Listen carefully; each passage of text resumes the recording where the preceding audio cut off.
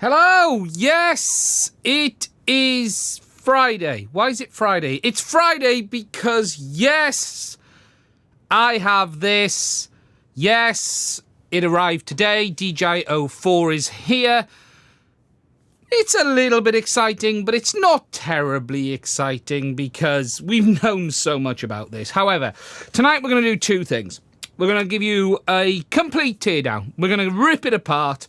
We're going to have a look at every little intricate detail of the hardware, and we're going to talk a bit about that as well.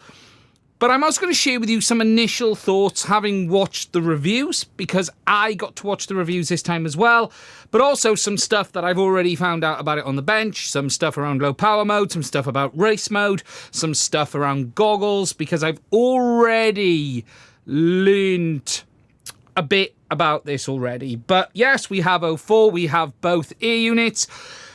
Before we do that though, I do have some housekeeping and just some stuff.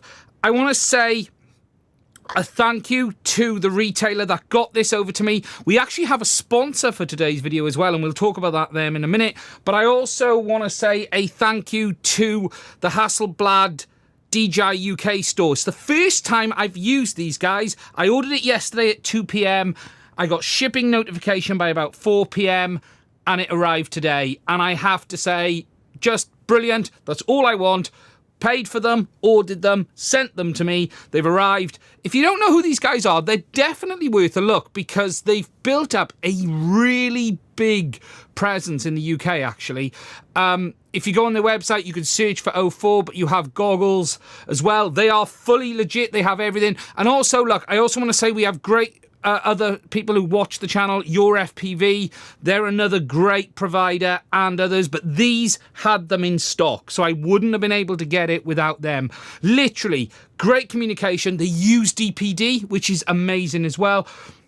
And look, they support Sean's channel, actually, and it's worth checking out because they have some great deals as well, and they have some, you can save a little bit of money on combos, so there's even a bit of savings to be had if you're interested.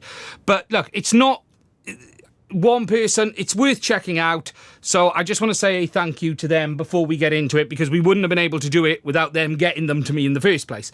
However, before we get into everything, we also need to talk about today's video sponsor, and it is them again, those people who sends me a random message going, hey, do you want to do that thing again? And if you don't know who that is, it is the great people over at Grey Arrows Drone Club. And the reason I love Grey Arrows Drone Club is because they don't care what I say. They have supported this channel incredibly. And I honestly mean this. The Avata 2, the Neo, the Goggles N3 and this, they are such good guys because they just said, just do what you want. We don't care. We don't care if you say nasty things about DJI. We don't care if you rip it apart, break it, do what you want to do, but can we sponsor the video? So it is sponsored by Grey Arrows Drone Club. If you don't know who they are a website, but they're also the people behind Drone Scene. That is a website that allows you to find places to fly in the UK, but on top of that, they also offer insurance as well, which is up to 5 million public liability, because if you're flying, bad things can happen. We've all had drones fall from the sky. There's been a few videos this week, actually, of weird stuff happening with drones. So just look, if you're in the UK, they've got their website, which you can also get their 5 million of public liability. They have their forum as well, where they talk about stuff. But here's the cool thing, they do giveaways every month, and I watch these and they come through all of the time, right? And I see it come through. You can see at the top here it says 5 million public liability, but wait for this, right? In a minute there'll probably be something they're giving away. They give away stuff on a monthly basis. They've given away a Neo, they've given away DJI Mavics, they've given away all sorts of stuff, and they do it every month. The website, which is Drone Scene, looks like this, and it shows you where you can fly. You can see it's spots where you're able to find places to fly, find other people, enjoy the sport, rather than sitting in a garage like I do talking about this stuff. It's actually better to get out there and do it yourself. So look, A huge thank you to Grey Arrows Drone Club. We would not be able to do this. Check out their forum. They've got some great guys on there. I don't spend as much time on it as I should do, but please do consider checking it out. And again, we don't often use sponsors on this channel, but when I do it, it is someone like this who allows me to not care. And that is the great thing about it. So thank you guys. You are incredible. And there will be a link to it in the description. And they've just said something. Oh, they've just said something. Am I allowed to say that? They retracted that message. I saw that message. They're going to be giving away the DJI Flip next week. So do check them out. And the link is in the description. Now, we need to get on with this. So, do you need an unboxing? Because I've got 2 unboxed already. Okay, look, let me just show you what you get with these quickly. 04 ear unit, 04 ear unit Pro. Stupid name, great name. I really don't know why they didn't call this the Lite. It's going to drive everyone mad. We do now officially have a fully FCC certified Lite ear unit, because remember, the Vista wasn't certified. Did I just tell you that? Did I mention that the Vista really wasn't certified? This is fully legal. So, we have the ear units. There's not a great deal to show you with them. The Pro comes like this. I haven't opened this one. This one is unopened. So it has a little seal on the side because, hey, you got to make sure no one's opened the box for your ear unit before you. Let's get in it.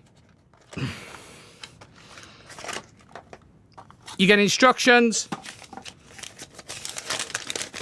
That looks like that. We don't need that. We have the camera, the box, the antennas, and then there's the cable. Same cable as you had with 03, which is great. Direct pin out, pin for pin, identical. Don't worry about that. 04 Pro, the first thing you will notice is just how big this camera is. It is huge. And I mean huge. If I just put it next to 03, right, let's get in close and focus. Focus, focus, focus. Thank you very much. It is massive in comparison. You cannot believe just how big it is. It is the Avata 2 camera. It is massive. Obviously, 1/1.3 inch f2.8.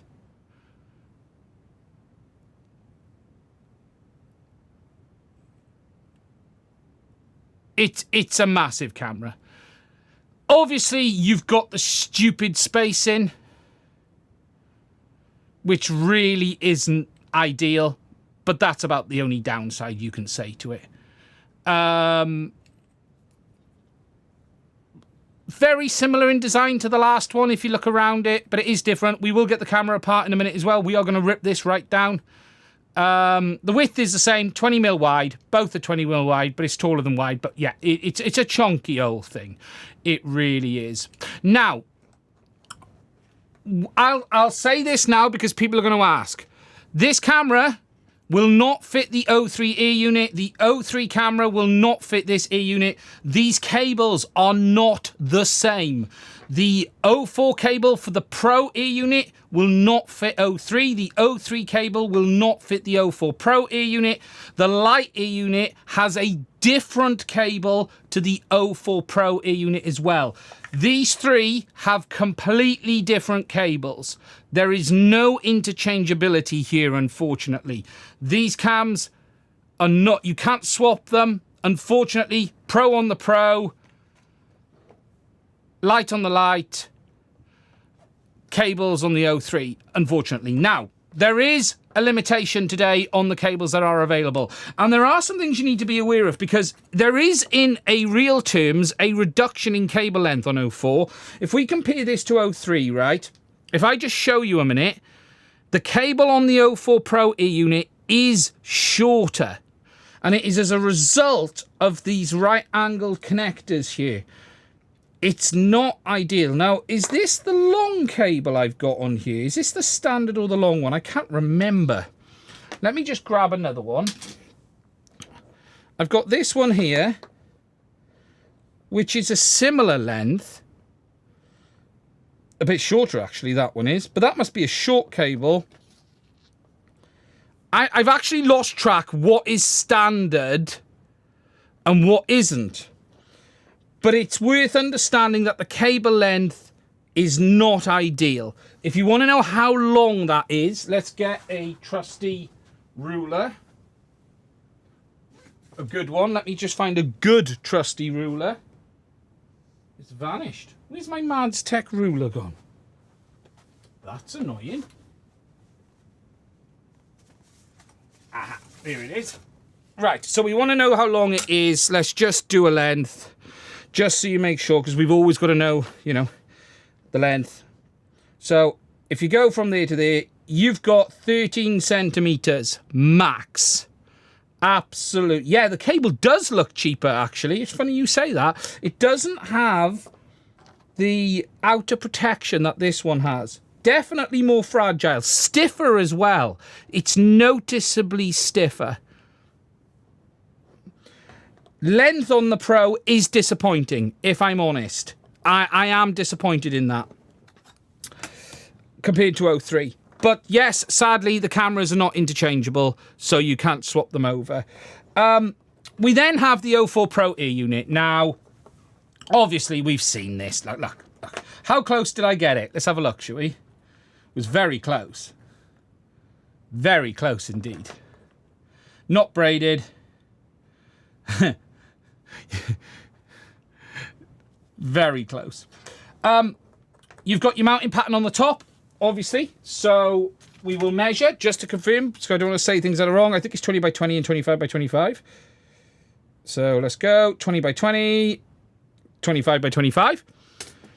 And then you have got the screws on the bottom, which are 25 by 25 as well, looking at it. Yes, they are.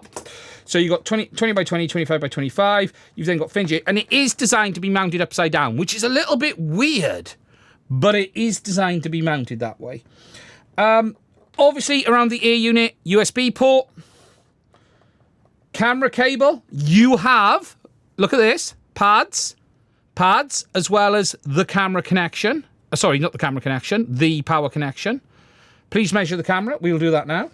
You've then got your bind button, your SD card slot, and then you've got your antenna ports over here. Now, to change the antennas on this, you need to take the bottom plate off. There's no little door like there was on 03, which we will obviously be doing in a minute. Now, size-wise, on the ear unit itself, we're just going to get it exact for people. 33.62. Just make sure my things are zeroed. Yep. 33.6. So 33.6 by 33.6 by 12.9. 13 mil. As for the camera, so we know it's 20 mil wide, right? It is 20 mil wide. We know this already. So if we just come in and go boop, 20 mil exactly. Height-wise, it is 22.91. Depth-wise, to the very front, 25. Camera spacing is 16 millimeters. We knew this already. Unfortunately, it is 16 millimeters. If we want to know from the front, estimated from the very front, 16.6 mil. And from the back, DJI do have a spec for this, but it looks like 6 mil from the back. Yeah, maybe 7 mil from the back, actually. Roughly. So, and then we have the stupid mounting. Now, obviously, 04 comes with 2 antennas rather than the dual antenna. Now, I need to check what these antennas are. Let's have a quick look, shall I?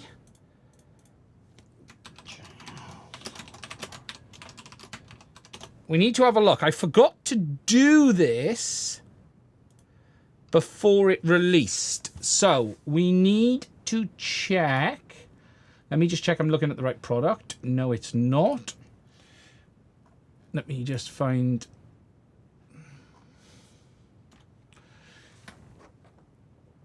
Can we see the FCC ID on this? I can't read that. We need to go on the overhead. Desktop. not desktop, sorry, overhead. We need to read the FCC ID on this. So FCC ID, DF3P, DF3P.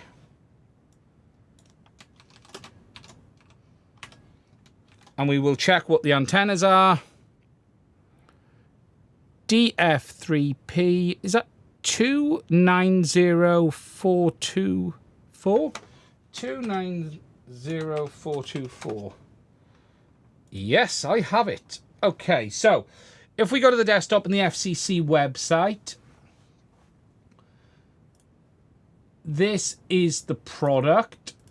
Let's go down here. Oh, come on, DJI. Where's the... That's what I want.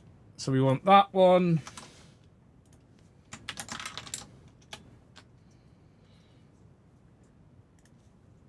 And what we just need to do is check the documentation to see what the antenna is.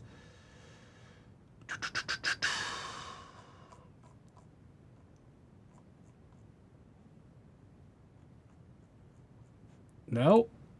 Is the filings still not up for this yet? No, it doesn't look like they are. Okay, we'll have to figure that out in a minute. Device report.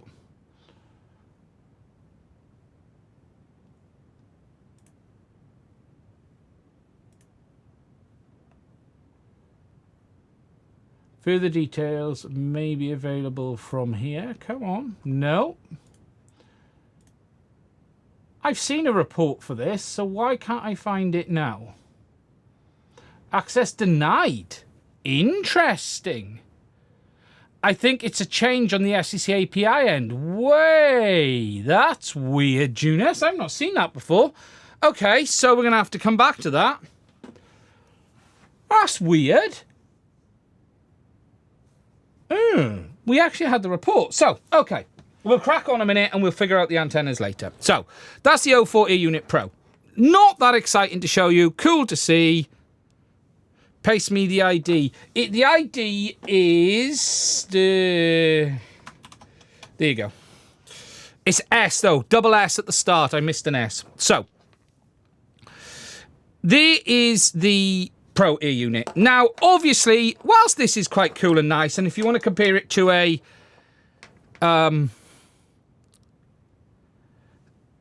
what happened to this? What? Why is that bent?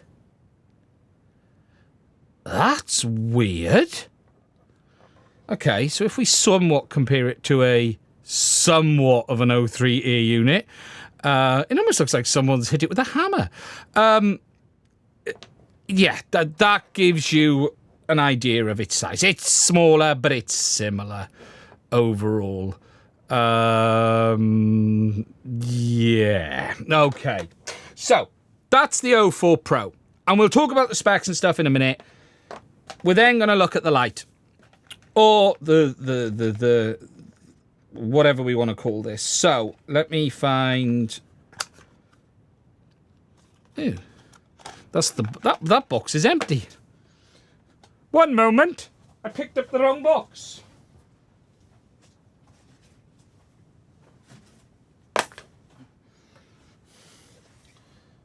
Try again.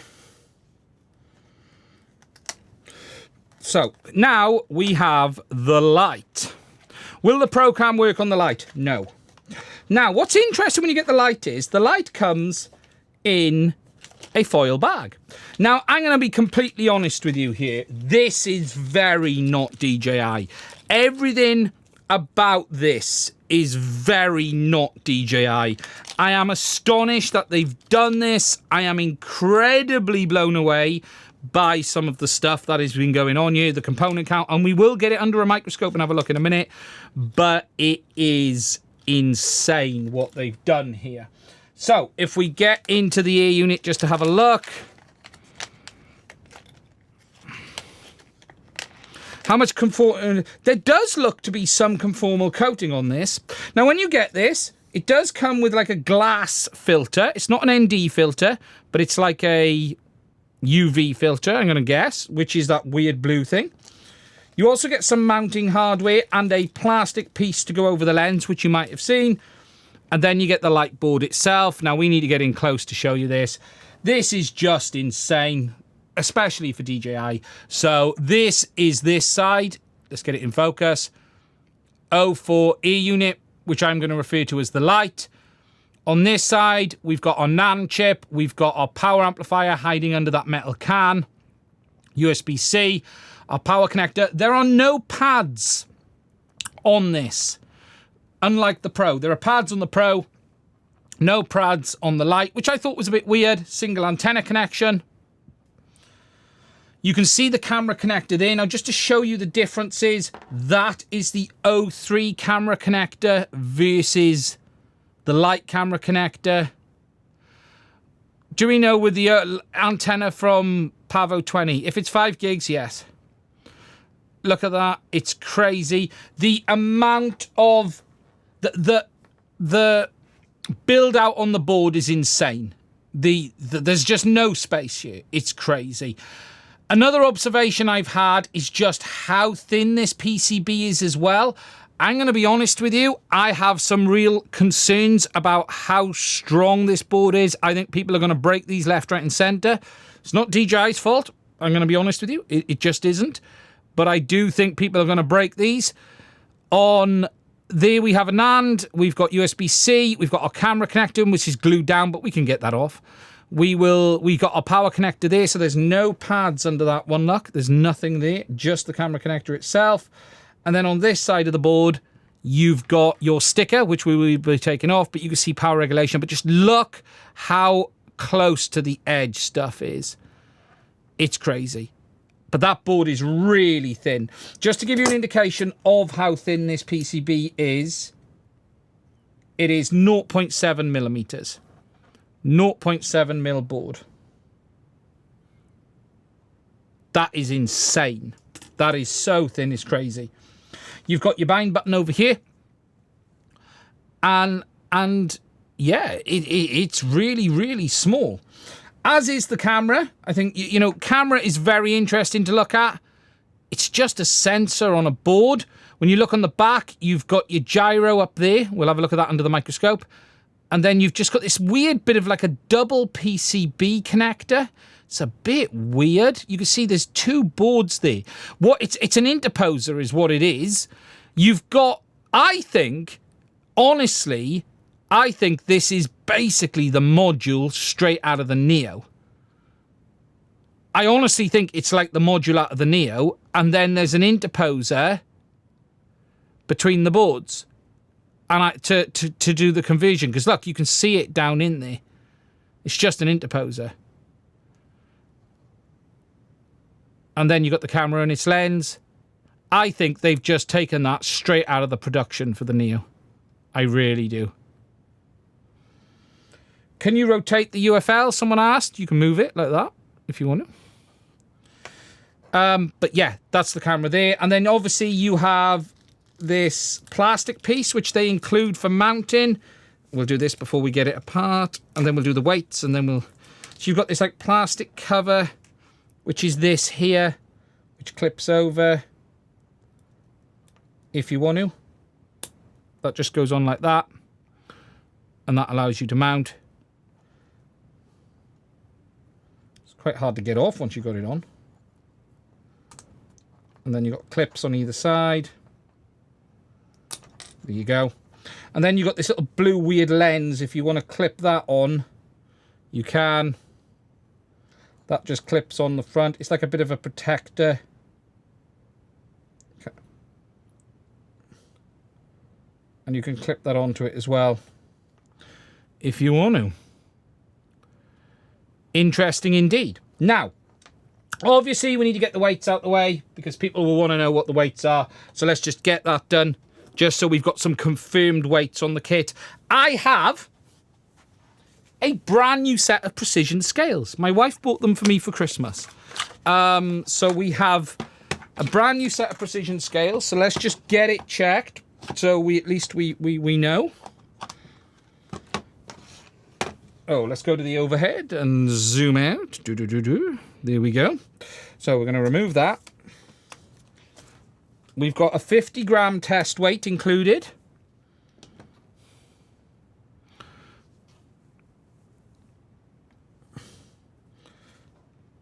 That's close enough for this. I don't think I need to zero it for this at this point. I'm quite comfortable with it being... Oh, no, there you go. There, I've turned it and it's bang on. There we go. So, to confirm... Let's get the cable off. That's going to be annoying.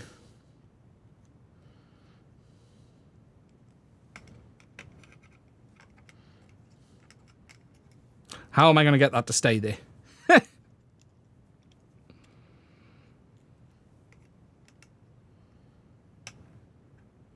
Stay there. That's 8.55 roughly as you see it there. 9.27 as you see it there. Less than 10 grams. We'll weigh the boards and stuff separately as we look through. It needs to... I don't want to bend the coax too much, and I don't want to bend the antenna cable too much. It's below 10 grams. If we then talk about the Pro, we can get the camera on top nicely. The antenna's going to give us problems. I think we might have to weigh all of this separately. We will. With the antennas hanging off the side, it's 31 grams. There you go. That's close enough. We don't need it any better than that. We're close enough. So, some things I want to cover before we get into the teardown. So, we have 04 Pro and we have 04 Lite. Now, let me just get these boxes out of the way. So, just so everyone is clear on Goggle's compatibility. Both ear units work absolutely fine with Goggles 3. All modes, all options, spangling nice, everyone's happy. Lowest latency, 15 milliseconds apparently in race mode, best goggle to have. They do work on N3, but remember these are limited to 60 frames a second, not 60 megabits. They do support race mode, but it's higher latency, but they do work with these. They both also work with Goggles 2 and Integra. Once you update the firmware, done mine, straightforward firmware process. Both ear units are available. Interesting, they have different options in the goggles. Quite interesting to see, but both are available on this. Downside to Goggles 2 and Integra, though, are they do not support race mode. Okay, just so you know. Now, with regards to these ear units, I'm not going to sit here and go over... Oh my God, wrong button. I'm not going to sit here and go over every individual spec. You can get all of that on the DJI website. The recording modes, I cannot remember this at the same moment. All of this stuff. Yes, 50 megabits a second on the Goggles 2. We'll talk about that in a minute. I'm not going to go through every individual spec. They're all on the DJI website. If you want to know what recording modes it supports, it's there. The basics are, this can only do 4:3 in 60 frames a second, whereas this can do 4:3 up to 120 frames a second. That's in 4K. This is limited to 60 frames a second in 4K. It's also limited... You can get 100 frames a second, but only in 1080p. That does more modes. Really straightforward as that. Both support race mode. What is worth understanding, though, between these two is the Lite has higher latency than the Pro, even in race mode. 15 milliseconds with the Goggles 3, 20 milliseconds on the Lite. Bit strange that the lightest ear unit has higher latency, but it does. Now, the voltage range for the Pro is available on the DJI website, but I do want to talk about the Lite with regards to voltage, because I have done some testing tonight. Now, the input voltage range officially on the Lite, right there, DJI 04 Lite. I just want to see what the official DJI 04 ear unit. I can't remember what the top end voltage is. I need to just check it off the top of my head. Specs. It's 3.7. Is this the Pro? That's the Pro. Let me just find the Lite. There you go. So the official input voltage range DJI is saying, so I want to give you what they say first of all and what I found. Okay, so they're saying 3.7 to 13.2. Okay, now everyone, including me, interpreted that as 1S, but it isn't 1S. Now, I have done tests on this tonight trying to figure out the lowest voltage, and I can tell you that this ear unit will brown out at about 3.55 to 3.6 volts on the 25 milliwatt setting. It will brown out closer to 3.7 volts if you have higher power levels. It gets unstable below 3.6 volts, even at 25 milliwatts. I did actually get it down to 3.56 and it was working, and then it just rebooted. This board is not 1S. This board it will not. Albert Kim didn't have his armed. That's all I'm gonna say. There is a difference. You gotta do this test when it is armed, not when it is sitting in normal mode. So I tested it armed at 25 milliwatts, and it browns out at about 3.56, 3.57. You can't go lower. You're just not going to be able to. It's just not rated for lower. So this board is not 1S. This board is 3.7 volt. Now, you're going to be able to use it on 1S if someone has a BEC on board that's like a voltage stabilizing BEC, you know, a 5 volt voltage stabilizer. And mine will not stay running up below 3. I'm not sure what anyone else has said, but I can tell you now, mine will not run below 3.65 volt, and I confirmed the voltage. So, yeah, that's what I got on it today. So that was tested. I haven't done the power consumption test yet. All of that will have to come a bit later. I haven't measured what the power consumption is yet to confirm the wattage. We're going to have to wait and see. But yeah, it's not 1S. And that's for sure. So that is really, with regards to the main specs, you know, there are some differences between these two. You know, if we really want to get into the in-betweens, the real things to sort of, big ones to understand is this has onboard storage, 24 gigs. The Pro doesn't. It has 4 gigs, but basically it doesn't. Pro has an SD card. Lite does not. Recording resolution-wise, there are some differences between them. So the 04 Pro will do 4K 4:3 up to 60 frames a second, and 4K 16:9 up to 120. Okay, so 4:3, 60, 16:9, 120, and then it does 120 in pretty much. It only does 60 in the 4:3 modes in 4K and 1080p. So if you see the desktop, this is the interesting one. So if you look on the Pro, right, so 4K will do up to 60 in 4:3, 2.7K will do up to 60 in 4:3, and 1080p will do up to 120 in 4:3, 16:9 it'll do 120 across the board. The Lite, though, is different.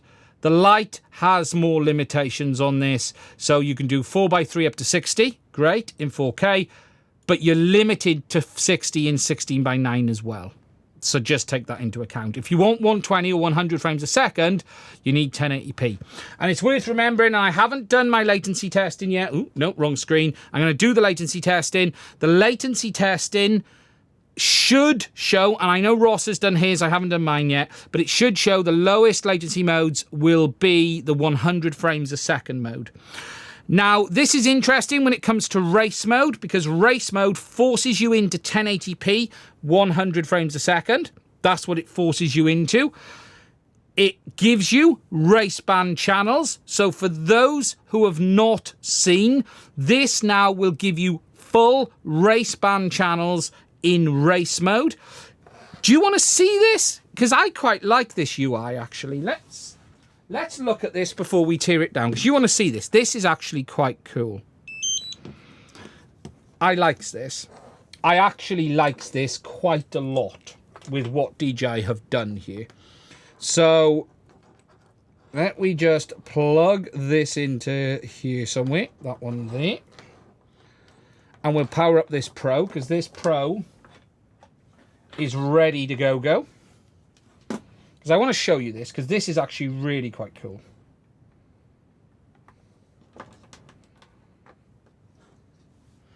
And I'm going to want my phone, because we're going to want to wirelessly connect to these goggles. Oh, I'm in the wrong mode. I'm in the Lite mode. Bit annoying, right? You have to switch the modes between the Lite and the Pro. A little bit annoying indeed. Let's go to fly.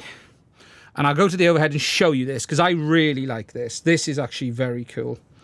Not now. Go away. I want to connect to a set of goggles. No firmware. Come on.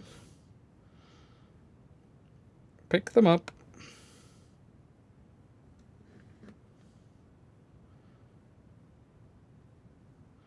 Oh, is it going to want to update the app before it does it?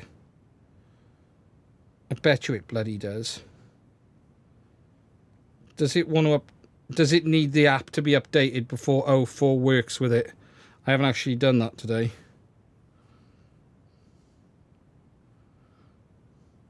Update.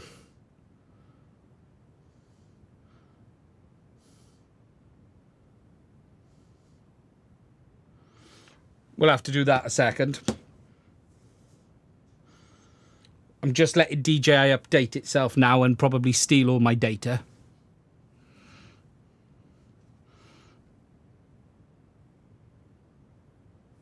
Here we go.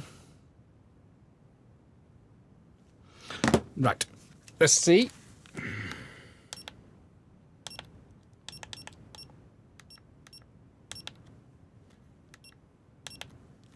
There we go. It might have actually worked if I'd have done that. Here we go, here we go, here we go, go! Overhead. Connecting, connecting, connecting. Allow, allow, allow. Whoop, whoop. Okay. Now, is this working on the menu? Can I share camera view? Give me camera view. Oh, I turned live streaming off.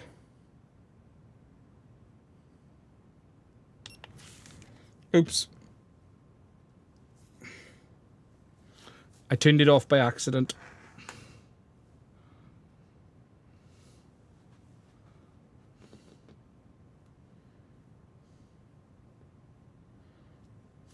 Now, is it going to be... No. Let me just display... I need to defog my goggles.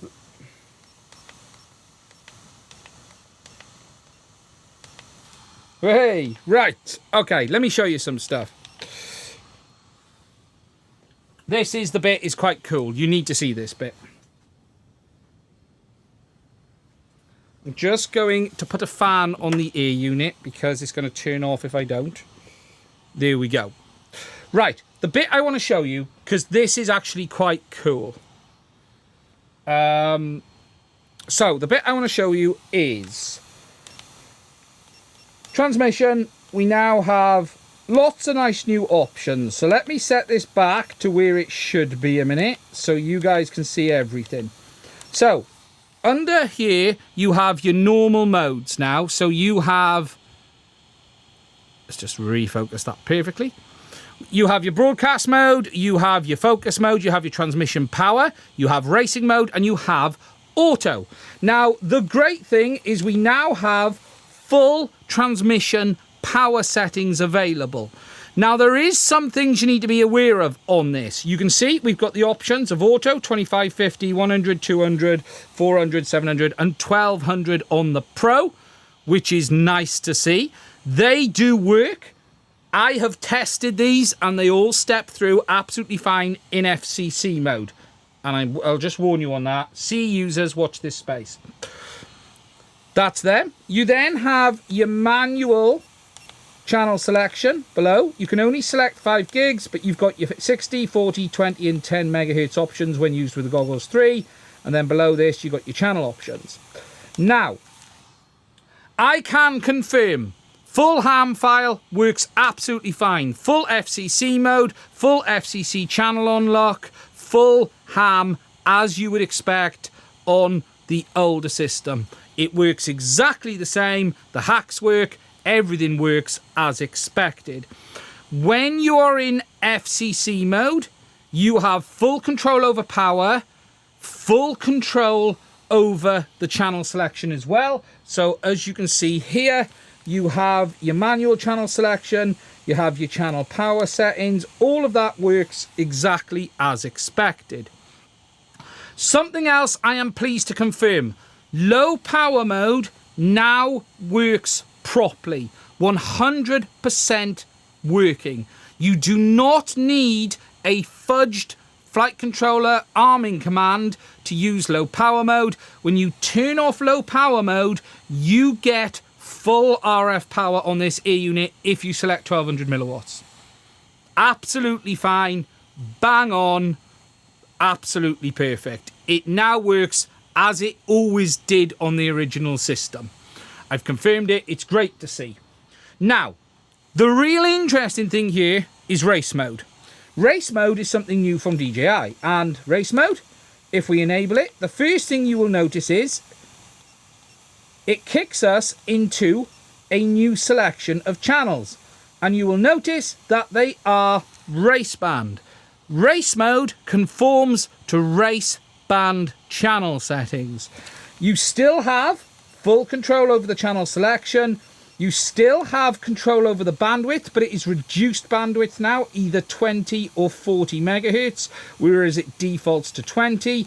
And you still have full control over the RF power settings. Also notice below the RF power settings, there is this new option called transmission power fine tuning.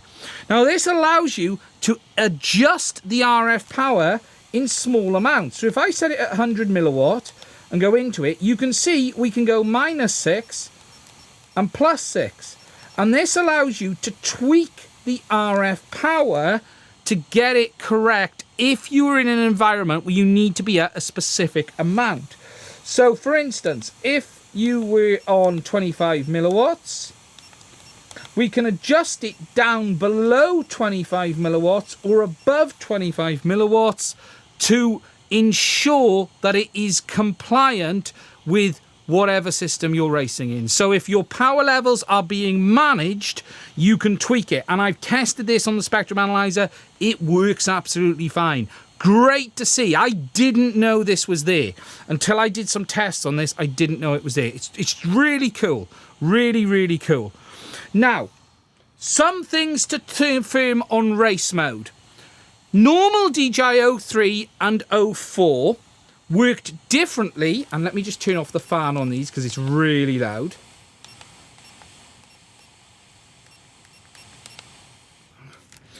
Original DJI 03 and 04 was very band heavy with regards to the carriers. You had your video carriers on one frequency, which hopped around, and then you had your goggles carrier on a much bigger frequency. Now, if I just go to my wiki and bring up my chart, right, I'll show you this because you'll understand this a bit more if I show it to you.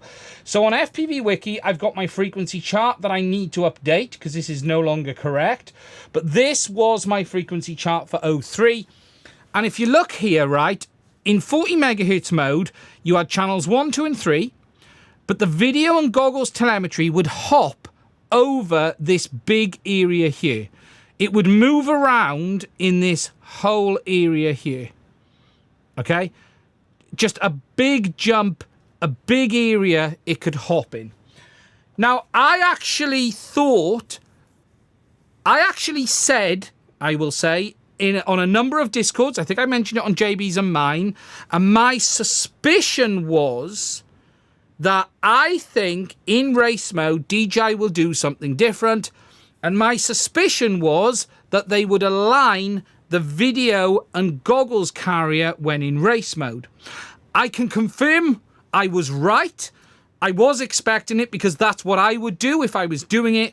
And when you enter race mode, the goggles carrier is no longer hopping all over the band, and they actually align the goggles carrier onto the same channel as the video carrier.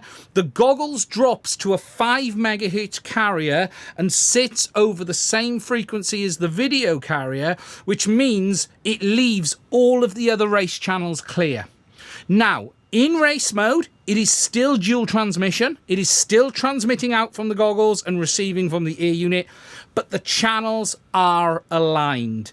And that means it is a much cleaner band in race mode than it is when using it in the normal mode.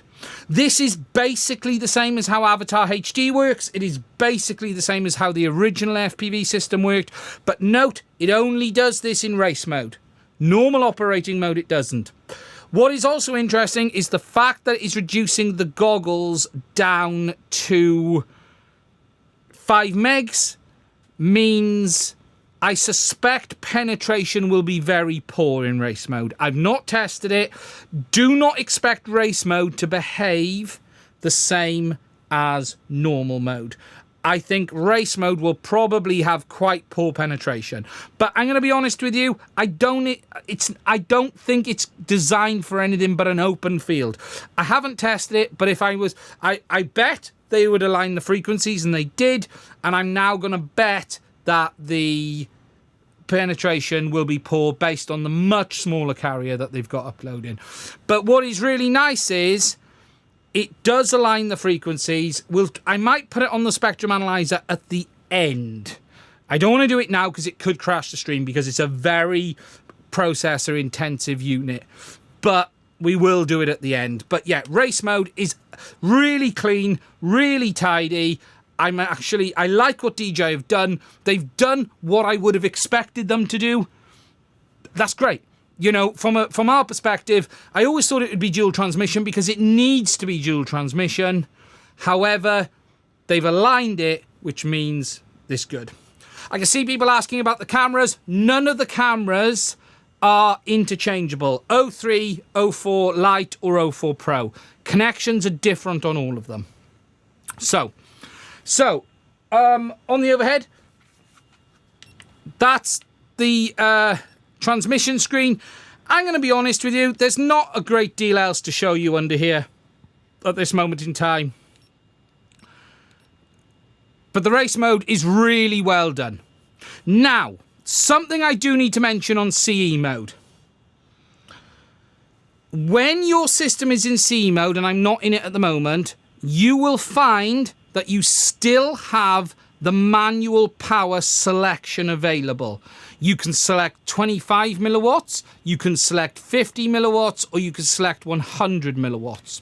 However, it's not as simple as switching the power means it will go to 100 milliwatts in 5.8 gigs, because it can't.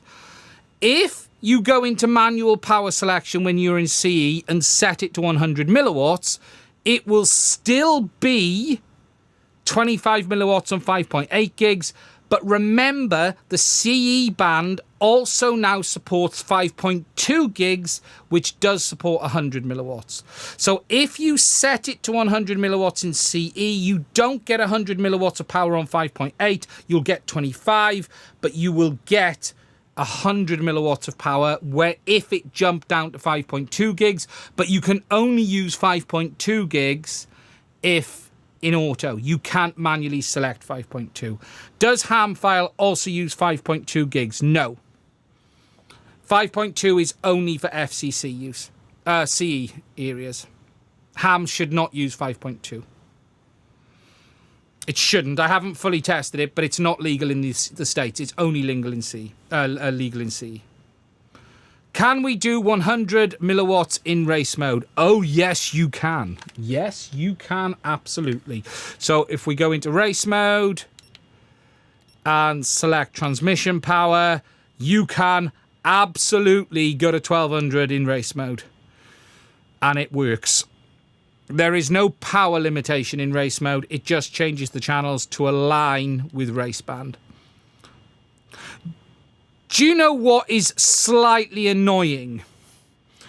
I wish DJI hadn't created race mode and instead allowed you just to align to the race band channels in normal use. But either way. So, look. Really cool. I am actually really impressed with that. Now, before I get out of this, I need to say something, because whilst all of this is good, there is something missing on 04, and this has been largely glossed over from the look of it, and that is OSD support for iNav. Now, I'm still doing testing. However, early leaks suggested that OSD system worked with iNav. However, at release, all wording for iNav has been removed, including the option in the system as well. So, for instance, if we go down to settings, if I go down to, I think, is it under display? I can't remember where it is. Canvas mode. You've only got normal or HD. iNav is missing. Unfortunately, at this moment in time, it doesn't look like they are supporting it. Now, I am going to be doing a dedicated video calling DJI out on this, and the reason is this. If I don't, and if we don't make noise about this, they will just forget about it and it won't happen. So we need to make a bit of noise about this. And what is a bit concerning is this was sort of not glossed over. That's not the right term. I don't want to be unfair to any of the other guys who reviewed it. They all did great jobs. Everyone did an amazing job. But it wasn't mentioned in the reviews. And as a result of that, DJI will sit here and go, well, the reviewers didn't care about it. The community are not making noise about it. Let's not waste time on it. No, we want them to fix this. We want them to do this because we need it.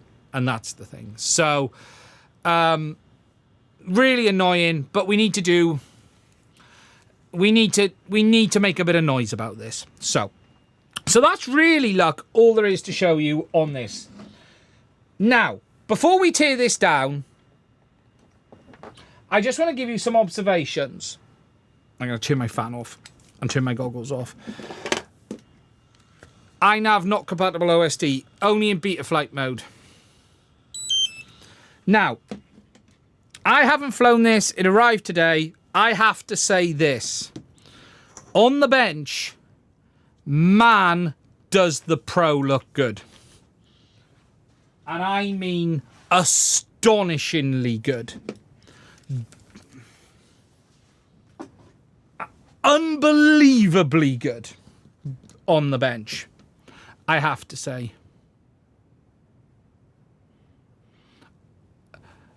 HMX, another reviewer got measured the thickness of the light and said 0.8. How have you got 0.7?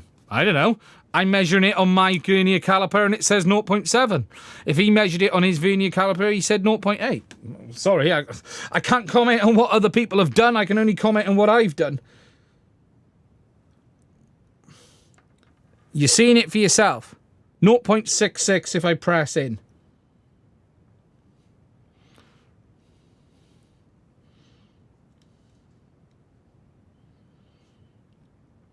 .73, 0.74. Yeah, I'm going to go with 0.7 on the board. Can't comment. I can't worry about what other people do. I only worry about what I do. So, yeah. iNav OSD is a bit of a shame. It's really interesting how good it looks. So, the next thing we need to do is tear it down. Now, we'll start with the Pro because it's actually a teardown, and then we'll move on to the Lite. Because That's the only real way to do this. Now, we'll start with the ear unit, and then we'll get on to the camera. Now, disassembly on this should be fairly straightforward. I have my trusty unsponsored iFixit set. I want to get myself an LTT set, but we will start with the Pro ear unit. Now, there shouldn't be a great deal. I've got a Philips in there, and it isn't a Philips. I've been told to watch a cable, because I do know one of the users on my Discord broke his, taking it apart. No, he didn't. He took his apart, and one of the cables was loose. Sorry, I'm just trying to find the right fit in. The bloody hell is that? Oh, it's there. Okay, so 4 screws. Interesting screws. Okay, thank you, DJI. 2, 3, 4. Now, I'm going to be really careful because he found one of his cables had popped free. Mine is not. Mine is okay. So I'm going to gently... Now, when you open this, look, what you'll see is if you open it that way there, you've got ribbon cables that go between. Now, the real interesting thing about the 04 Pro is that it is a single PCB as well. I think... It's a single board, but they've offloaded some of the I/O. So what you have is the SD card slot and power connector off board. And that's on this ribbon cable that goes through there. And you can see that go into there. And if I just pop that, that should pop free. There we are, just like that. And then you can see that we've got that cable go into there. And then we've got the SD card slot there and power. We'll take that off in a minute. I think that's just pass through. We've then got some positions where stuff goes through. And then we've got the boards, the antenna connections over there. We've got our MIPI connector over here for our camera. We can finally get access to that and pop that off. There we go. There is the Pro camera connector. Just to put that up against 03, you can see there is a substantial difference in size, completely different, not the same. And unfortunately, if we put this next to the Lite, ooh, is that the same or not?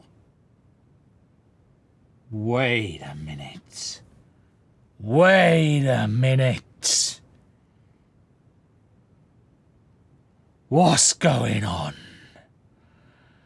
Oh, we're gonna be trying that.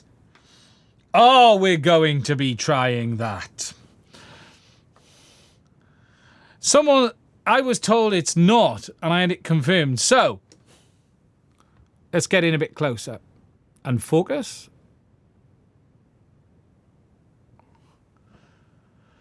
So that's what you see on the inside of the ear unit there. Now we've also got this weird sort of cable joint, which I don't quite understand what this is doing. I need to understand what this is about. You can see it goes to there.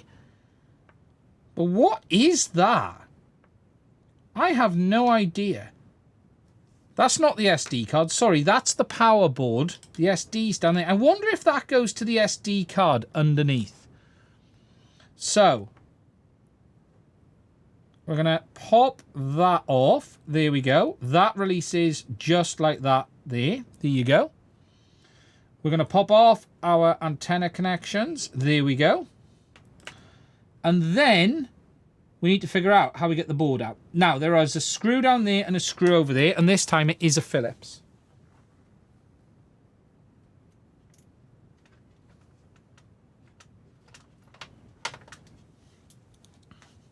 So let's get these out. I think it's probably the SD card, if I'm honest. So there's a Phillips there. And there's a Phillips there.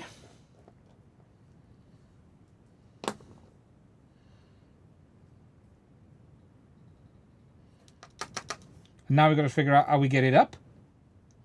A problem I always struggle with.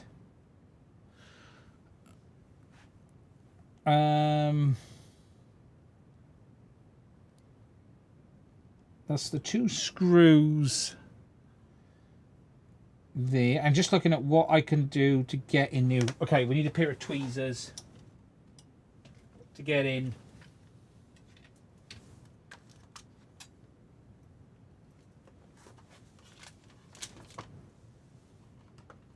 Fortunately, do you know what? Half of my tweezers have vanished and I don't know where.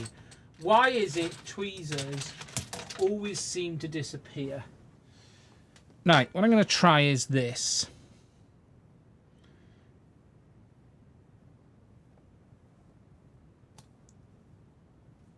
So I think it's going to want to pop out from that side there.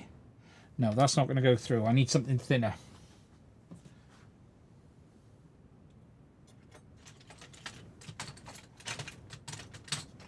Why is it tweezers always vanish?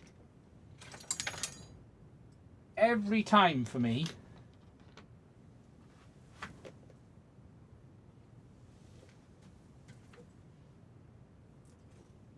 I got my big ones.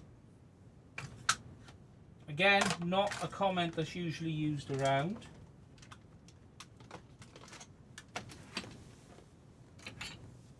Found them. Right, I got them. So what we're going to do is give this board a little bit of a push. There we go. This thermal compound, so just a little bit of a push did it. That connector then, that is not connected. That is definitely not connected. So let's pop that there. There we go. There's a USB connector over there. Boom. There you can see that side of the board, and we'll clean all of this up now in a second. And then there you can see the inside. So what they've done is offloaded the SD card slot. They've offloaded the USB-C as well. And what's actually interesting here, you could absolutely run this case decased, but what you wouldn't have is recording. You wouldn't have DVR. You could absolutely run this Pro decased as it is there. There is a thermal pad there. Interesting. I'm just going to pop that down there, out the way. And what I'm going to do now is just try and scrape up as much of this thermal paste before we clean all of this up as I can. I'm just going to pop that back into there a second and then give this a bit of a clean before we get the IPA out and give this a good going over. I think it's IPA time.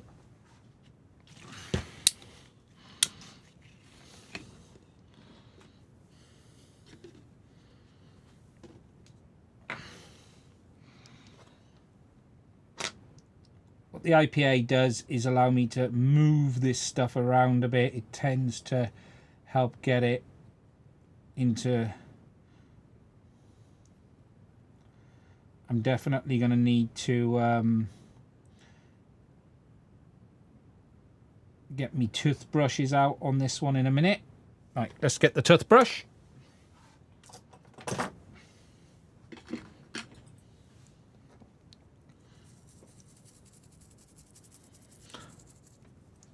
Let's do this over here so it doesn't make too much of a mess on the bench.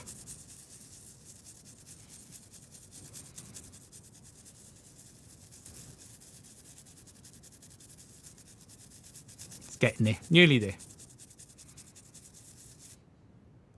Looking good.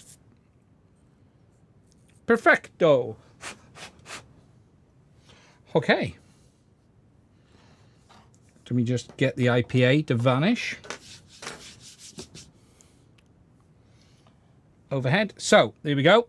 Now you've got a proper look at the Pro PCB. So what we can see here, we have our new S2 chipset. That is the new chipset here. It's not the same board because it doesn't have the USB on board. It is a different board. It is definitely a different layout PCB. Very similar, just as compact, but it is a different board. So you've got the E3 there, the E3T. You've got the S2. You've got your RAM. There's still a Nand on this. DJI really could have put storage in this. I'm shocked they didn't put more storage in this because it's still got the Nand. And then you've got your dual PAs located under there. So that is the Pro PCB. And we'll get that under the thing. How much does it weigh? Good question. Shall we have a look? There we go. Okay, so let's get the Pro PCB under the scales. Again.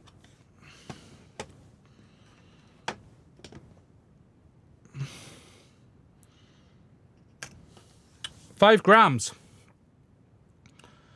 5 grams for the Pro PCB.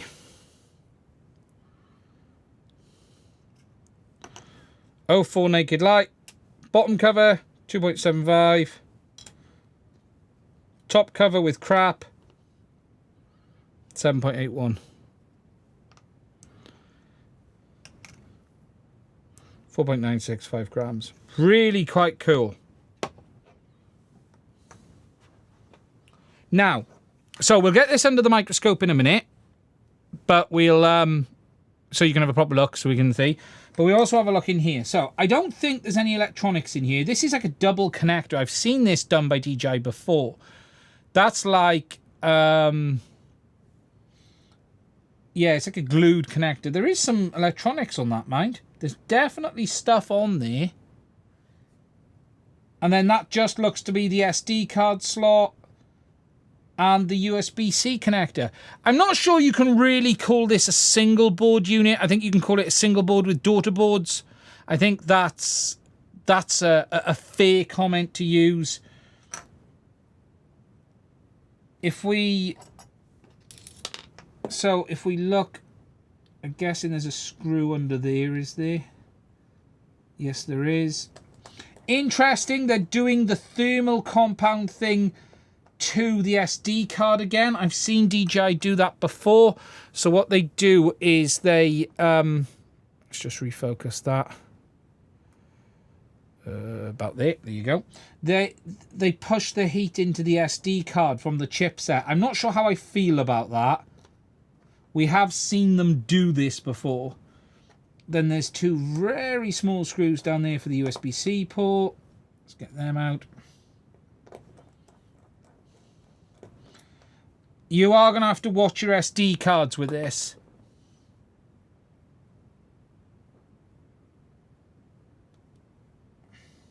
Oh, interesting. I'm pulling. It's glued to the side. There we go.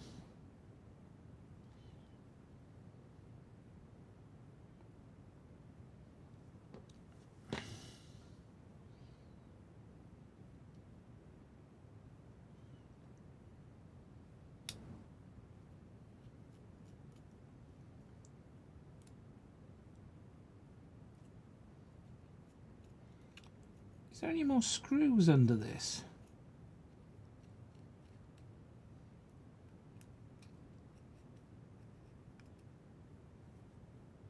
Doesn't feel like it.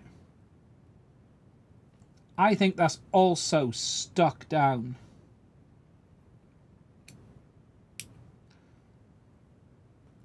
That's interesting.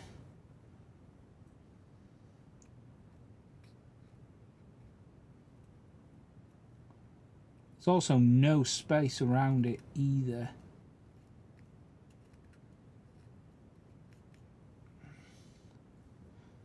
The USB-C port cable definitely comes up. I can lift that out, but this seems trapped. I don't want to break it.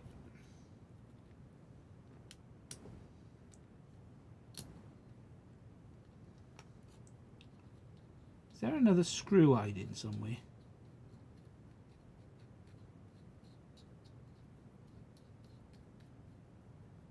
No.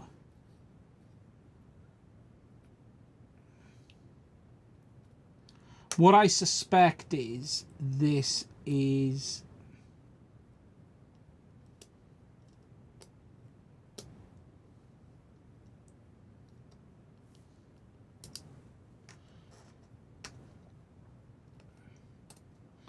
I think I'm gonna have to play with that later.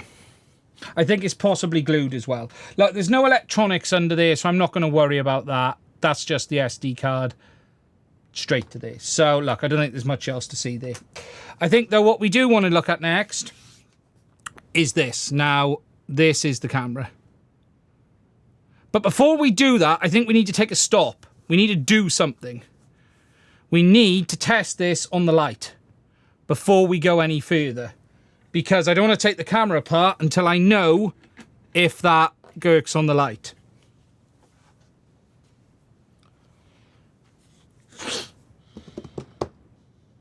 Interesting. So, let me grab a light ear unit. So, this is my test light ear unit on the bench, the overhead. Now, we're going to need to remove this glue. Give me 10 seconds. I just need to heat this.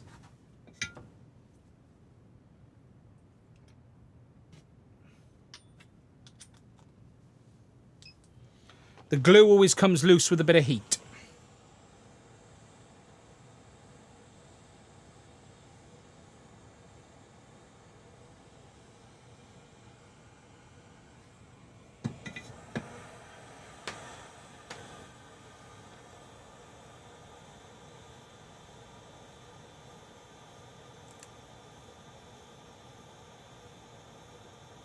Here we go. That's one. Sorry, let me bring that back in so you can see.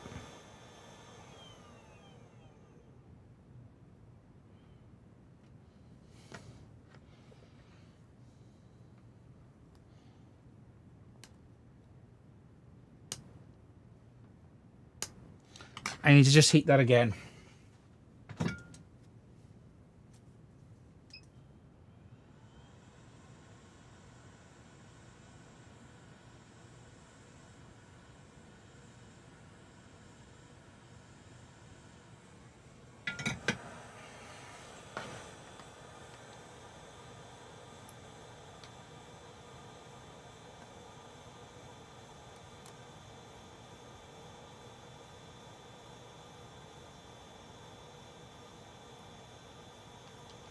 Be careful if you're doing that. There's a black thing there. Let me just look at that under the microscope.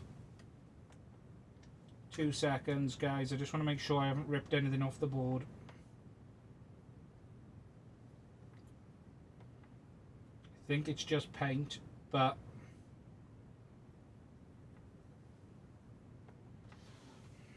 let me just check. Looks just like paint, but yeah, it's fine. Oh, no, I know what it is. No, I took a corner of the connector off. No, what I have done is taken the little corner edge off the connector. You can see it's sticking through here. It's fine, but you need to be careful with that glue. So, we can pop it this side, but not the other side. So there we go. Camera connection removed. Is that the same or not, is the question. So, here's the Pro.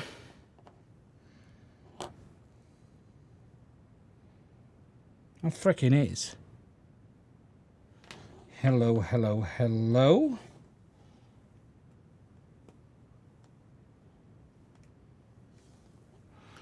That absolutely is.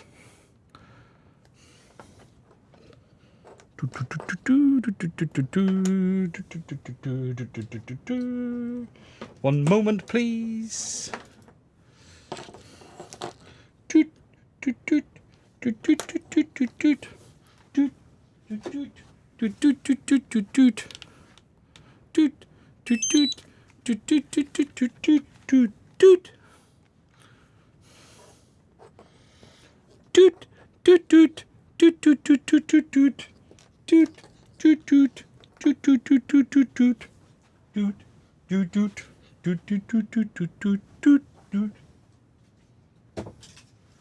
Intermission.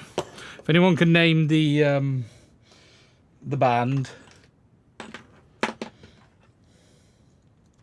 Welcome to Intermission.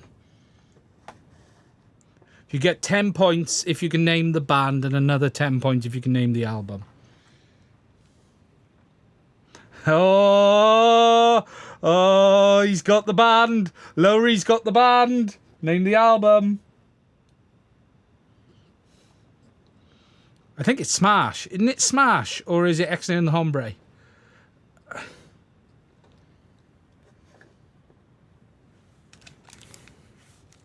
Now I gotta... Oh, God, I'm in the wrong mode.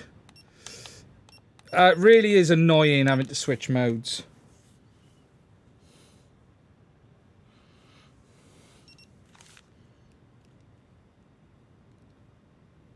Bollocks! Just a black screen. Yeah, it is. Yeah, no, okay. Let's power down and power back up and check. And redo the connection. Just in case.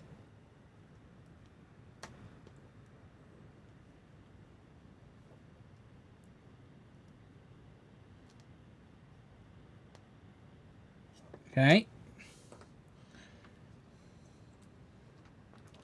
Let's power back on. What I'll also try doing is a rebind, just in case. No, it's dead.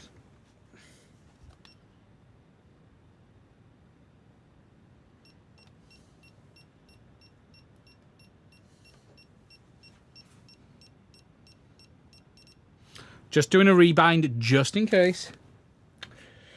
No! Why? Okay. So, I have to revise my statement at the start.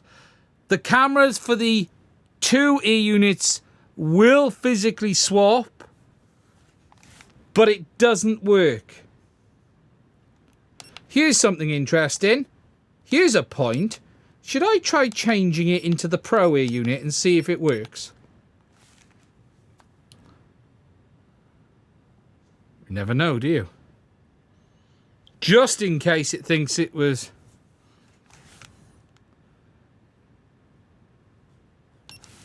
And try binding. I don't think it will. Junus will tell me off for this. No, it's refusing to bind.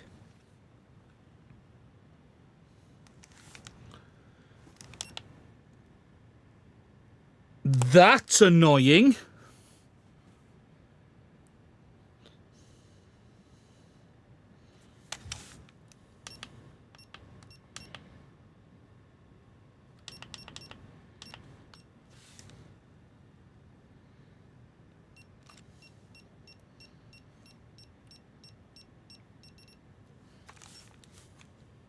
Yeah, there's no camera settings, nothing.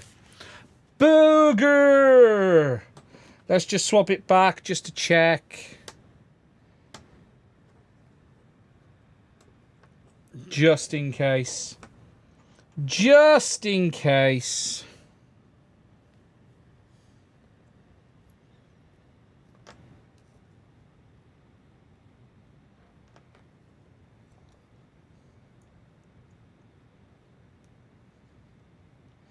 Right, let me just power that up, and if that works, we'll then move on with our lives and carry on with the camera teardown. Very annoying. What it doesn't mean is DJI couldn't. Yeah, it's alive now. All good. Dang! Damn you, DJI, and you pesky kids. But this isn't a complete no-no forever. The very fact that it's physically capable means DJI could allow it in the future. If it was never physically capable, you wouldn't be able to do it. But the fact that it is physically connectable means you can. We just need DJI to allow it. No, it's not the same O3 cable. So we now need to tear down the Pro camera. So let's have a look at this. Let's take out the 2 screws, top and bottom. I'm going to pop them there and there. This should be nice and easy. But that means there's no reason DJI couldn't. Separating it is as easy as that. Very similar to how the last one came along. Oh, that's weird. There's another interposer board again. So when you pop it out, you've got your MIPI cable that goes between, which is stuck on some foam. So a very similar design in the back end to O3. Camera cable comes through into the back there like that. And then you can see the sensor housing. Again, interposer board look, with glue holding between them. Really weird.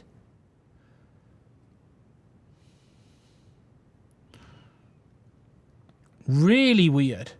So, sensors held in it. That is a massive module. 4 screws. You can see why they've had to move the mounting out to the side, because the board is in the way in the middle. I'm going to undo the 4 screws. It's basically the Avata 2 sensor as we understand it.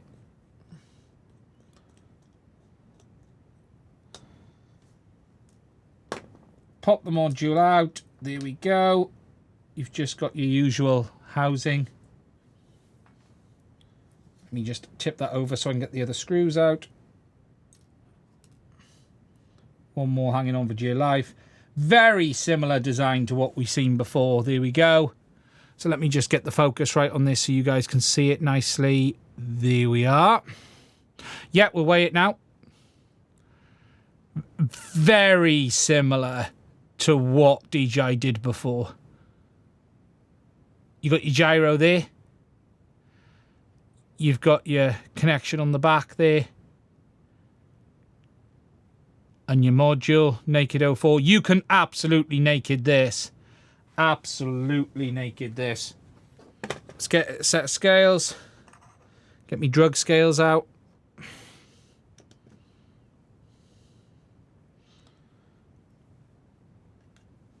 .68 grams. Lens does look to be replaceable. Not lighter than the Lite cam, no. It's still not going to be. Lens is definitely replaceable. You can see the glue around it. It's the same design as the old one. Is the camera assembly the same dimensions as an Avata 2? We don't know because we've not seen the dimensions. So with the casing, if we go front, back, and with the cable, 11.75.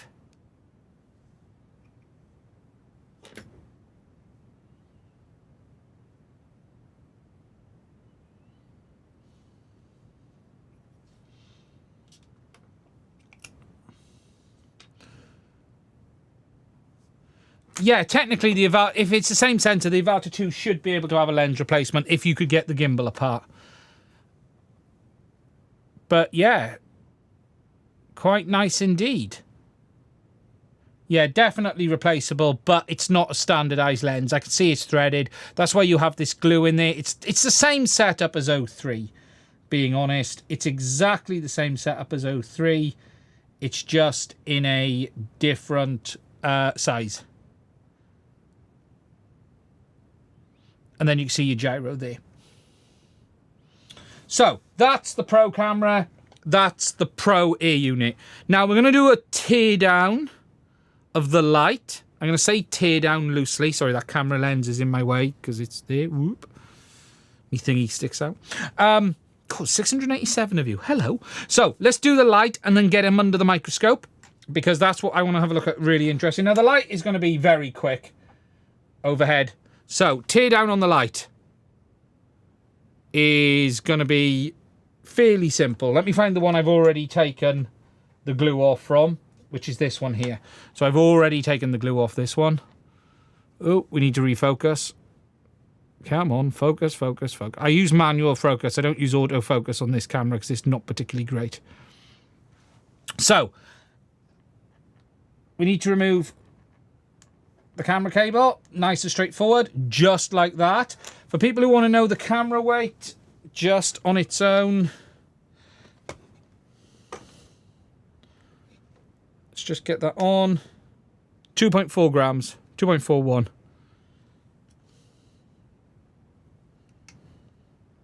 There you go. 2.41 for the camera. Antenna, 0.67. Board, 5.5. So, what's really crazy, the Pro board is lighter than the Lite. The Pro board is lighter than the Lite. Makes sense because they've offloaded the USB port.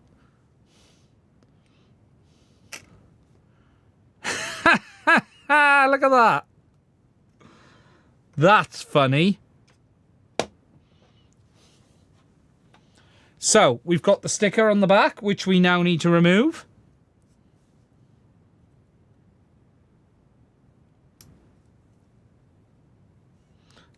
Good question, actually. Let's check that.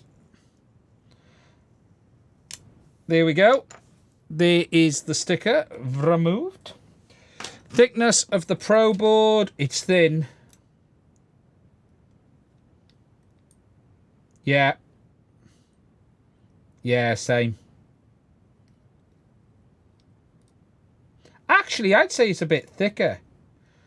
I'd say it's actually a touch thicker, the Pro board, than the Lite. Similar, very similar.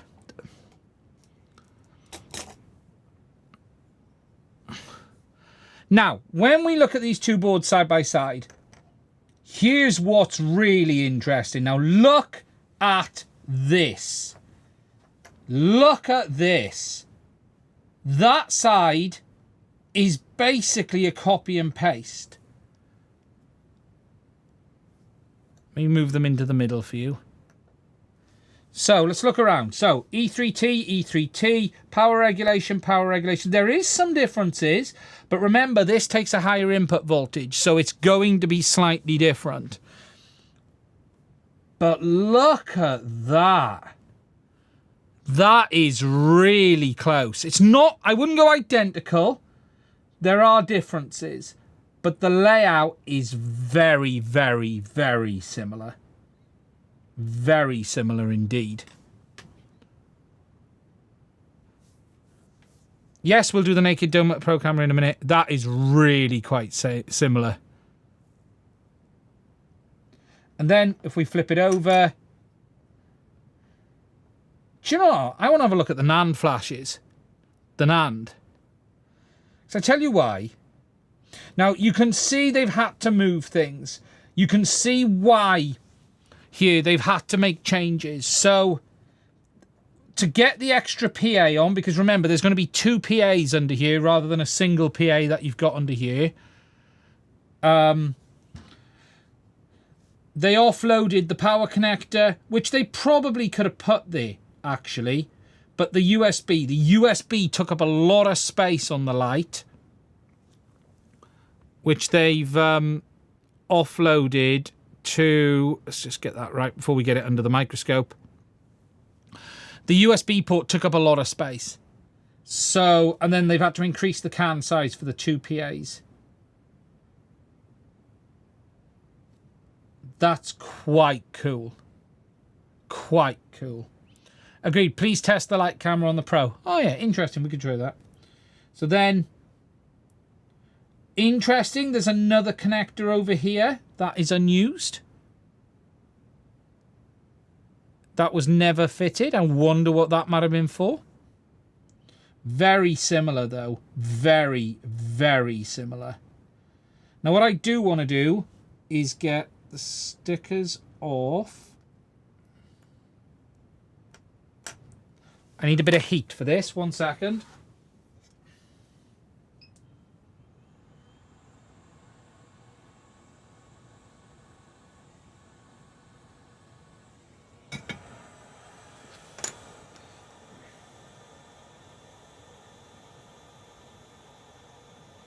Bugger.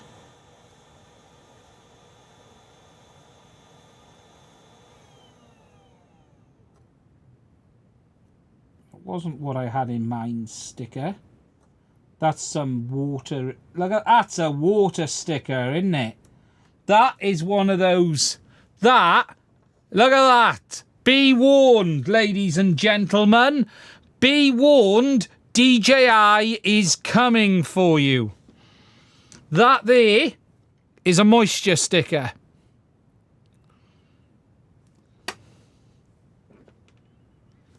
Ha ha ha, DJI.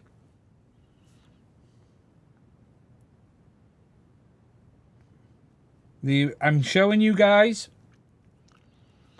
in real time. There you go. Yeah, that's what the H stands for, H2O, isn't it? Nice and sly, DJI. Nice and sly. So there we got the NAND flash. Don't know what that sticker is.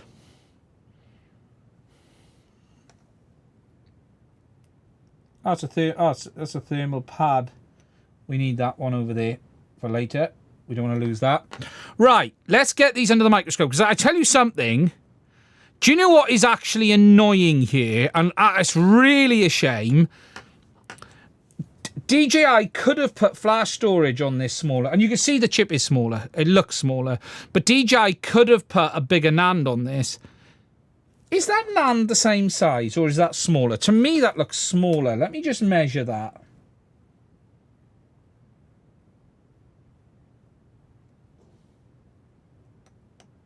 No, it's the same. That's exactly the same. Physically, the same size. What's annoying is DJI could have put more flash on this. But what we need to do, let's have a look at these under the microscope. So I want to see that they haven't got flash storage on there and not told us. Is the O3 Ear Unit cam compatible with the Ear Unit Lite? No. So I'm going to lift the microscope. And we're going to get myself ready because we're going to bring that up. And then we're going to... Don't forget to like the stream, ladies and gentlemen, if you're watching. I'm going to bring me microscope in, and then you guys are going to see this in a second. So, boom. Or not. Ooh, I got a low battery on the microscope. We need to power it. That's fine, we can do that. We can do that. Don't worry.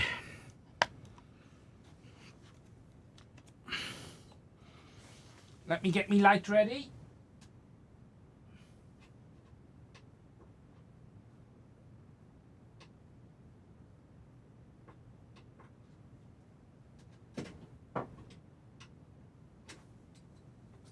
He says, well, that's annoying. My power's gone off. We'll do it that way. Okay, and if I go boom.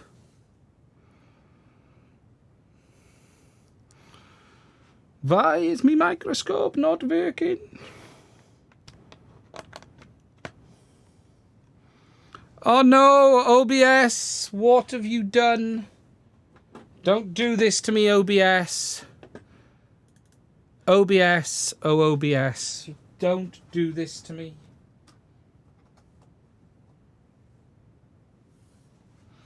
Come on, OBS. One moment, ladies and gentlemen. Your captain is just trying to fix OBS.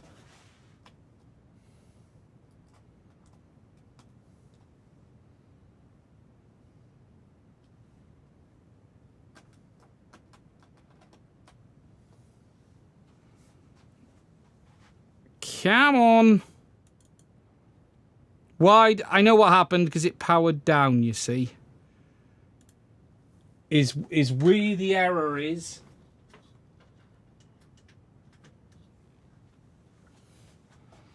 The error of my ways is because it powered down.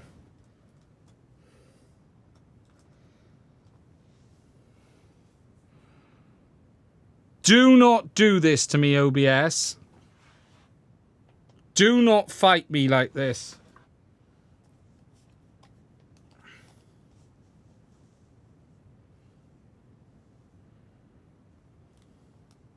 Why? I now know what it's going to want me to do, which is log out and log in of OBS. And I can't do that because we're streaming. Do you know the HD60S is a real pain at times? What's annoying me is I can't hear the USB.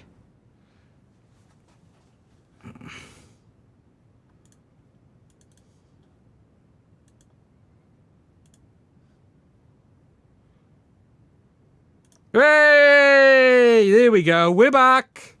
We've done it. Cool. Right. Shall we have a look over the Lite first of all? So let's get the focus sorted. Wait for it. No. Thank you. No. No. That's not what I'm asking you to do. That's what I'm asking you to do. Thank you very much. Okay, so to walk you around the board. Oh, am I going to turn off autofocus?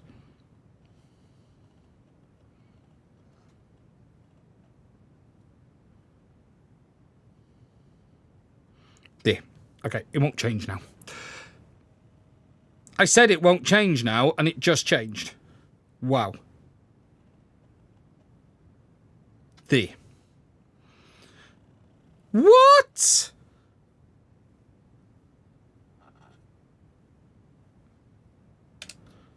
What is going on? I'm on manual focus mode. There we go. Right. Shall we start again? Okay. So, looking... Oh, I tell you, it doesn't like the chipsets. So, there you can see the S2. This is the new OcuSync chipset. I'm going to frickin' throw this out the window in a minute. Manual focus. Oh, I know what's doing it. 1 second, ladies and gents. I know what the cause is. Something's touching the button for the focus. There we go. Right, so that is the OcuSync chipset. It's called the S2. It used to be labelled the S2, but DJI have relabelled it now the ACG2438 V2R01. But that is the new S2 chipset. That is what was replacing the basically the P1 that we had on the earlier units. Then, if we move over to here, we've got what we call the E3T. It used to be labelled the E3T. You have this chipset in the O3E unit. It is exactly the same chipset as you would find in the O3E unit. It's just a newer version of it in the O4, but it's basically the same image processor. It is the same image processor that you will find in the DJI Action 4 as well.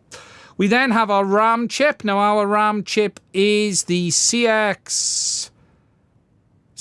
I think it's RAM, this one. We need to check. Is it the CXDB8AB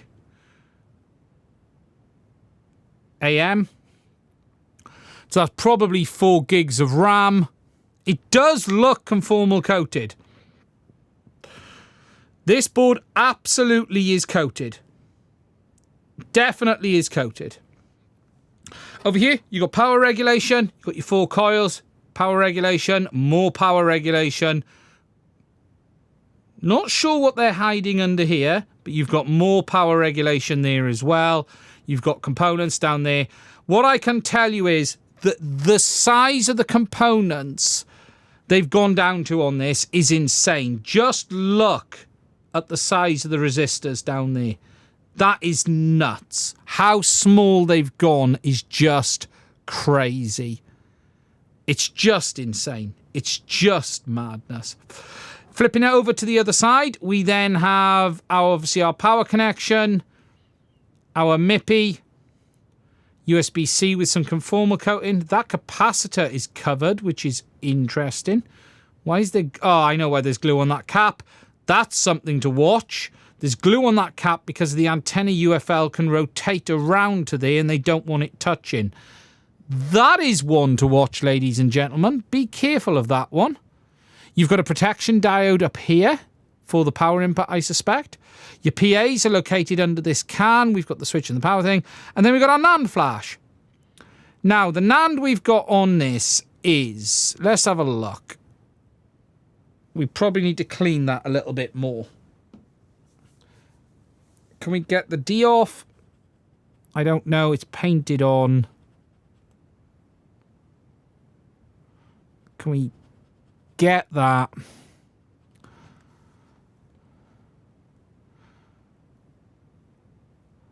So let's try and just look at what this is. So this, I think that's SDINB. Can someone do a search for that for me? I'm doing it as well. SDINB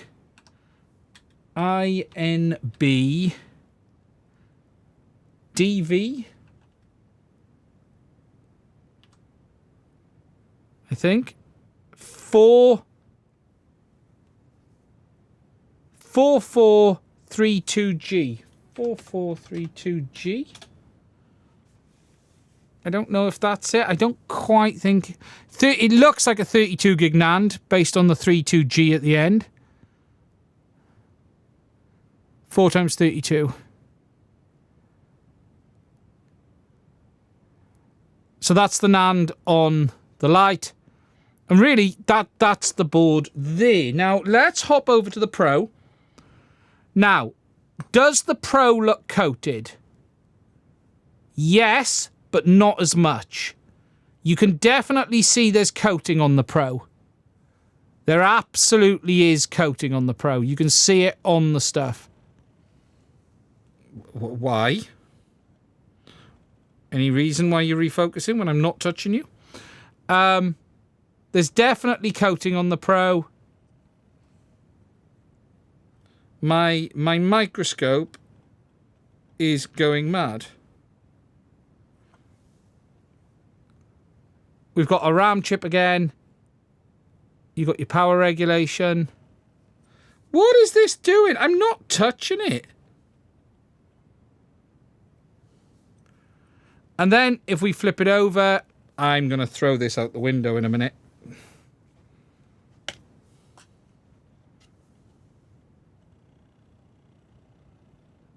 Why is that focusing out by itself? I'm manually focusing in now. There. It's the button. It's the negative button is automatically... There. Okay. Definitely. Bear with me, caller. While I try to understand what is going on. Oh, I might have just figured it out.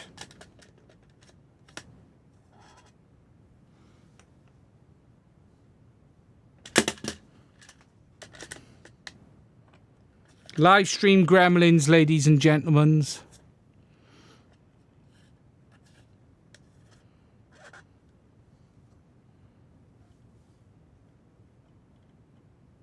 Sorted. So, this side of the board, definitely conformal coated. Definitely. You can easily see it there.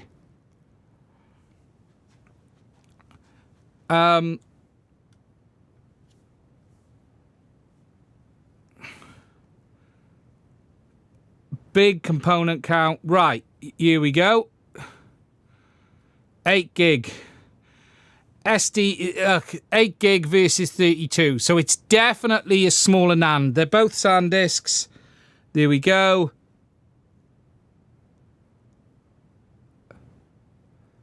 That's the 32. Is that SanDisk, that one? I'm not sure. But that's the 4-32.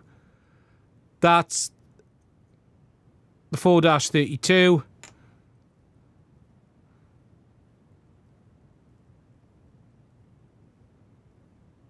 That's the 4-8. Dang it. eMMC. Yeah. So it's actually a smaller chip. DJI are not hiding it from us, unfortunately. But that's the Pro. Again, you can see the board in a lot more detail. Definitely conformal coated. Interesting. I wonder what that other connector did there.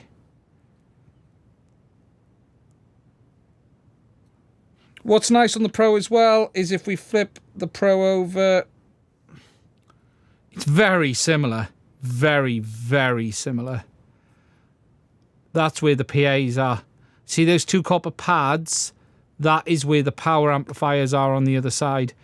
Now, I am going to do a teardown on one of these to get the cans off. I'm not going to do it on this one today. The first person, I'm going to say now, first person to break one of these, I would be rather grateful if anyone wants to send me one, and I will do a complete teardown if anyone gets one. So please do consider sending it to me if we do get one. But look, that's the boards in great detail.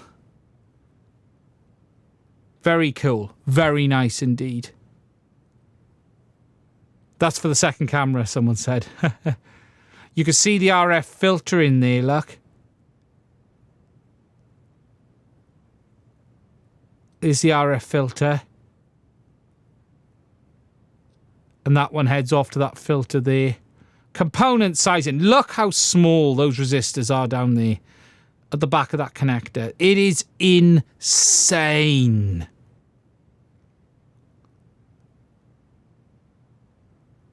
Insane how small the components are.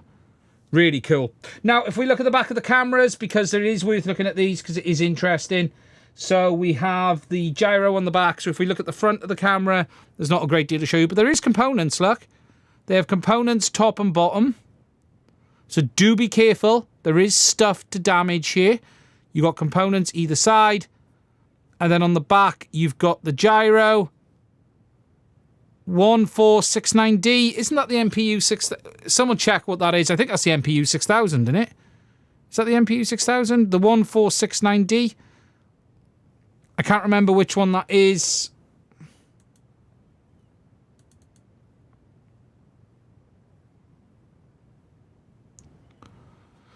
$14690. No, the reason this microscope's moving, this has got electronic focus, this one. Something was pressing on the buttons, I just couldn't see it.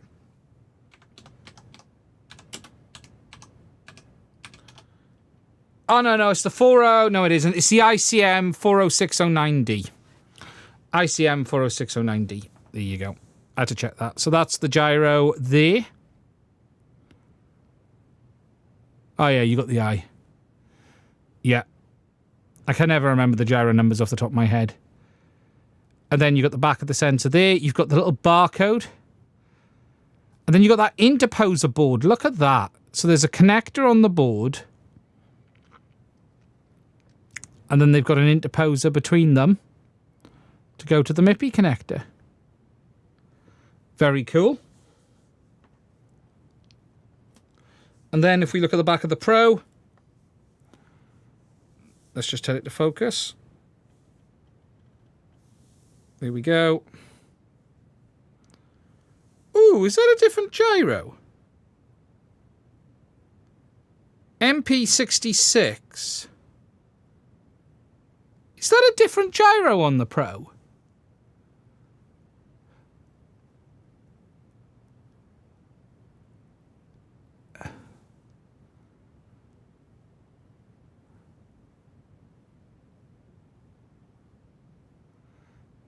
$6050. Okay, yeah, different.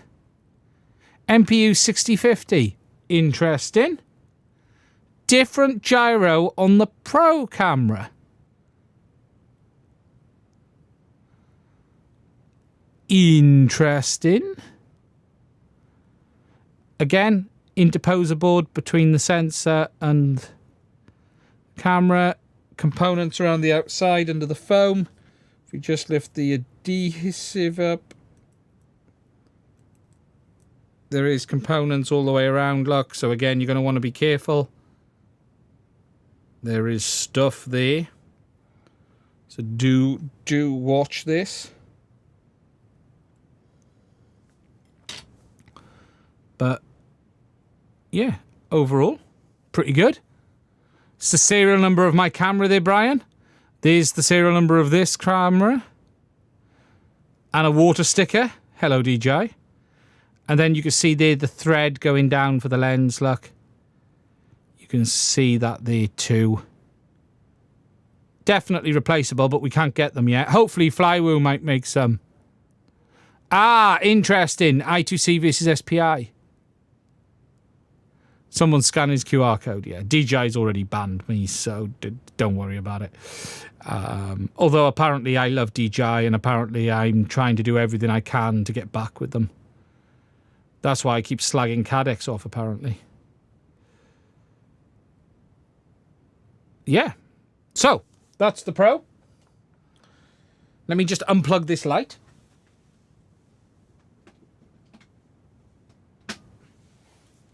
And move it out of the way.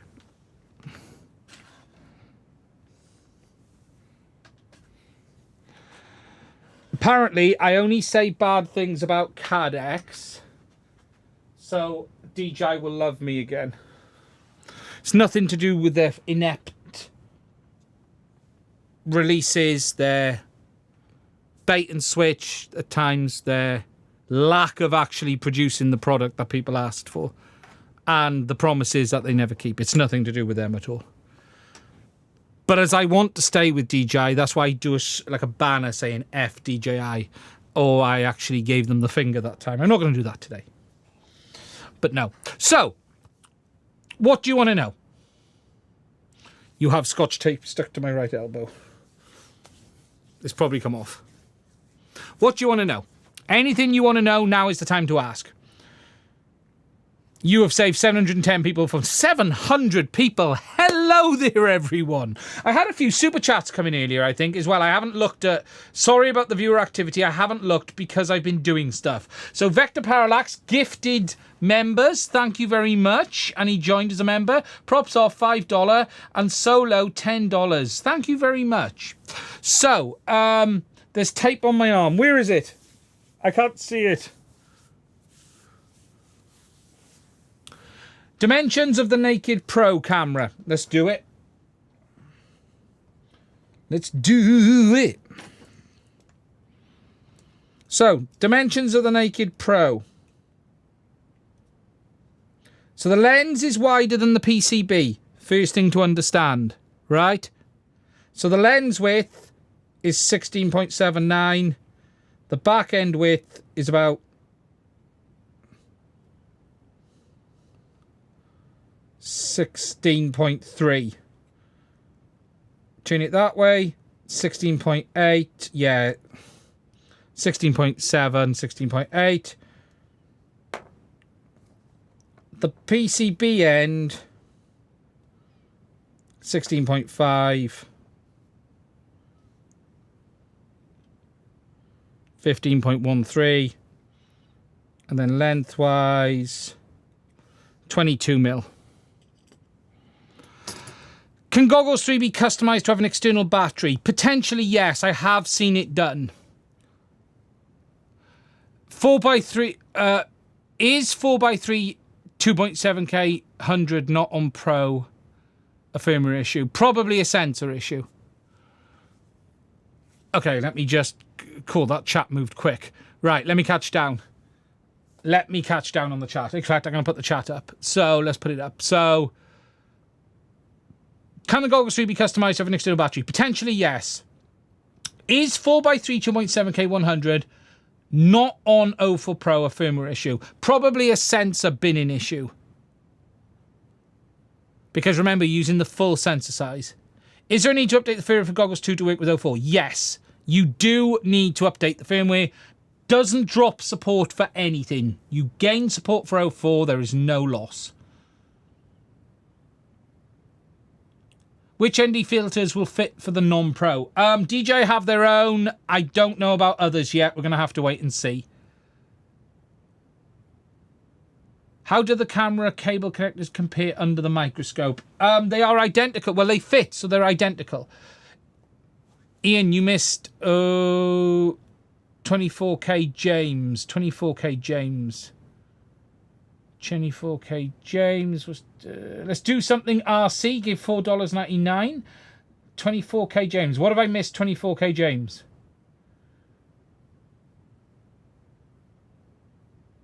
Is the field of view the same for the Pro and the Lite? No, it isn't. They are different field of views. Even by DJI spec. Haven't looked through them enough to tell 100% yet.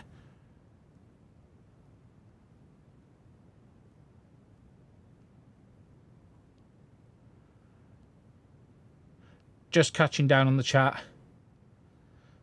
Will there be a new batch of Lite soon, or will it be ages? I don't know. DJI... Oh, God. Jesus, it's moving fast. This is hard when it's like this. Right. I could... How do you put... Right. Let me get back to where I was. I missed the 24K James. Right. Does it require an arm signal to output full power? No. Doesn't require an arm signal. Low power mode now works properly. What is the distance of the mounting screws of the camera to the frame? 16 mil apart, top to bottom. G2 still able to bind with Vistas up to update of 04? Yes. Good chunk narrower without that case. Absolutely. Gabriel, race mode doesn't support 4K recording. No. Race mode is 1080p limited. Can you use the Pro camera and the Lite version and vice versa? Not in our testing so far. It does fit, but it doesn't work. We need to try the Lite camera on the Pro. We'll do that in a minute. You missed $100 from 4K James. Where's that? Oh, wait. I cannot see. Oh, is it? It's dropped off my chat. Oh my God, it's up there. Jesus. 4K James, $100. Thank you, my friend. I really am sorry about that. It's because the chat's moving so fast, it's disappeared off that list there. And because I was doing it, that is incredible, my friend. Thank you for that. Now I've seen it. That is amazing. How does spectate mode work on 04 with goggles 2 when primary goggles are 03? I haven't checked that yet. We will check it now. The last time is it won't work. If it works the same as it did before, you cannot spectate between goggles 2 and goggles 3. It's only 3 to N3, 2 to 2 or Integra. We will check it. What's the Lite camera's case holes distance? Does it make sense? I'm waiting for mine in the mail and I'm wanting to print the mounts. Do you mean on this mount? Not that mount. This mount. Do you mean on this one? If you mean on this one... I thought it was 14 mil on this off the top of my head. But let me check it. No, it's 16 mil as well. 16 mil.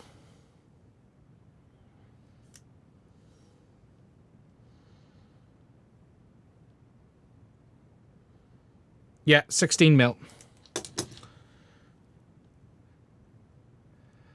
Is it possible to fit BDI antennas to Goggle 3? Yes, absolutely possible if you try hard enough, but it's a real teardown to do it. Do Goggles 3 power up without the original battery attached? I know someone who's done a mod and they said it worked fine. I haven't tried it.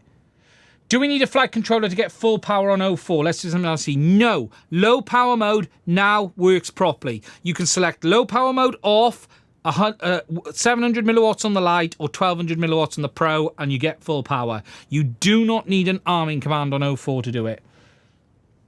Is the new power change feature available on older units? Not at this time. DJI have not brought any of the new goodness back to 03. Only powers via USB-C? No, it needs to have battery power. Any disadvantage to using the 03 antenna on 04? Yeah, it's not great.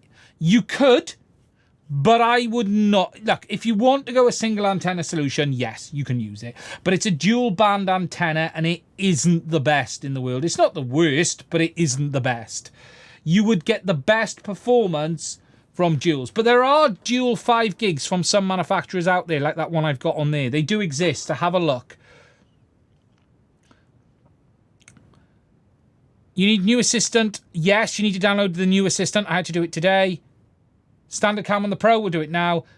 What do you imagine that a naked Pro will look like? Double-side tape without case. Yeah, your cooling, right, is going to be... And I'll show you this on the Lite. We'll get the thermal on when we power this up now. Your heat areas is this side here, okay? Heat side area is this side here. We need to test at night without the emphasis on quality recording, just to compare 04 Pro versus Polar. You've got to take into account Polar cameras will always still be better than 04 Pro. So, the Polar cameras are CCTV night cameras. This 04 Pro camera is still a film camera. It's designed for drone filming. It's not a low-light CCTV. The Polar will be better. The Polar is not a filming camera. It's an ultra-low-light camera. Thank you for the $100. That's incredible.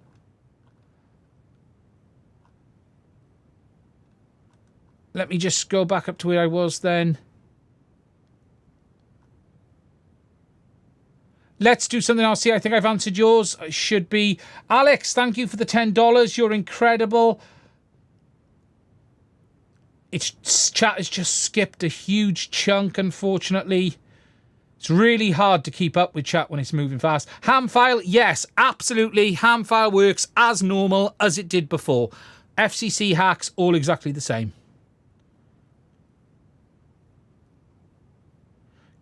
Can you change the lens with a ProFam for free? If you can get it, yes. It looks really nice. I'm not going to say it looks better than the Neo, but it looks nice. Slow mode for chat.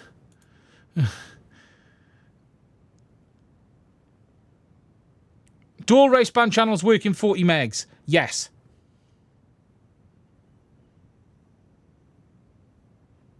Almac, thank you for that, my friend. $10. That's incredible. Right, we need to power this up. Is the new firmware for the goggles too downgradable if something goes wrong? I think so. I haven't checked. You haven't been able to. But I didn't see a reason why we couldn't. Are high-quality memory chips best for footage? Yes, especially with the fact that it's pumping heat into the SD card. Do use a good card. I use SanDisk. Will the Lite Pro Cam work with the Lite? No. In our test so far, no, it doesn't. We will do the Lite Cam on the Pro now.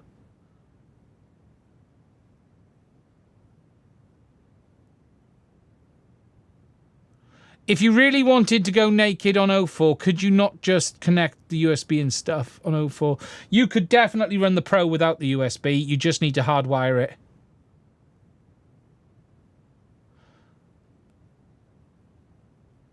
Has 04 Pro same front as Avata 2, same ND filter kit? Yes, they fit. Can you swap the Nand from the Lite to the Pro? You could try it. I don't know what would happen. Do the 040 units record sound? No, I am sorry they don't. I wonder if the Pro fits on the small 3-axis gimbal compatible with 03. Probably not, based on how much bigger it is. 03 antenna is compatible with 04 for sure. The antennas are dual band. They're 5 gigs capable. They are absolutely capable of being used. 04 Lite is going to break on the first crash. Yeah, okay. So, as I get this set up to try, I'm going to give you some thoughts. I think the 04 Pro, it'll be fine in its hardware casing. I think that's going to be absolutely fine. This, the 04 Lite, is fragile. The thickness of the PCB, the design with the components all around the side. If we go to the overhead and just look at this, right, people are going to need to be really careful with this ear unit. This ear unit, these chips are very susceptible to crack, especially the Eagle 3T, right? Very susceptible to cracking. The fact this PCB is only 0.7 on the board, people need to be careful. I was making fun of Axis Flying because Axis Flying have released like a case for this, but I still don't agree with it. It's pointless. Don't buy the Pro. There's no point having the Lite and putting it in a case. Buy the Pro. It is bonkers to buy the Lite and put it in a case. Buy the Pro. Just do that. There's just no point putting the Lite in a case. I just don't see it. Axis Flying had it. It's cheaper, but it's limited. It's not the same ear unit. It's not the. It's really not. You got this here, right? So they've released this.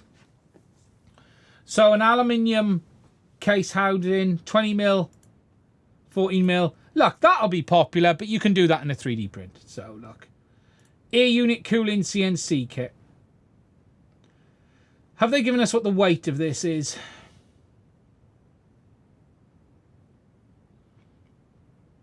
So you're putting 3.1 or 3 grams on the camera, 8.7 grams on the board.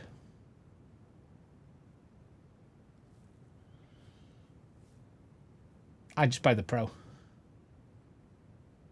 Yeah, we'll do that now.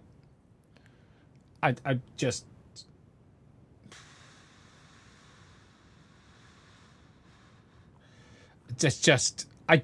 it might be suitable for some people. I just get the Pro. At that point, you just get the Pro. Go Pro or go home. At that point, innit? So, we want to try. What do we want to try, ladies and gentlemen? We want to try the Lite camera on the Pro. So I need a Pro that's in one piece then, don't I? For that. Okay, so...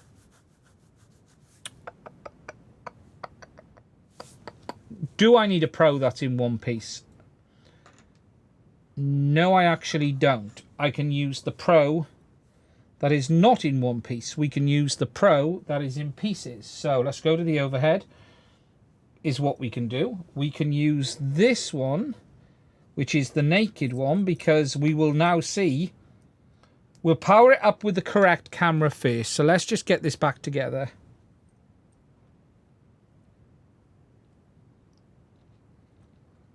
Okay, there's the antennas. We'll try it with the Pro camera first. I'm going to have to reassemble the Pro camera, mind. Just bear with me, caller. We're just going to have to put this back together.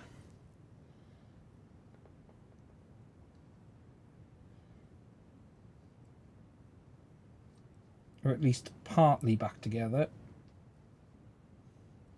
So we can test it. So at least we know it works.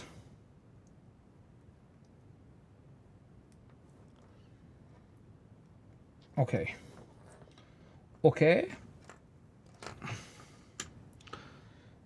Are the UFL connectors better than the ones on... oh, bollocks. I can't power it. It's going to have to go in its case, isn't it? Oh, bollocks. Okay, let's use the other one. Oh, but that means I've got to tear the other one down, haven't I? To swap the camera. Bollocks. Okay, what we're going to have to do is cheat.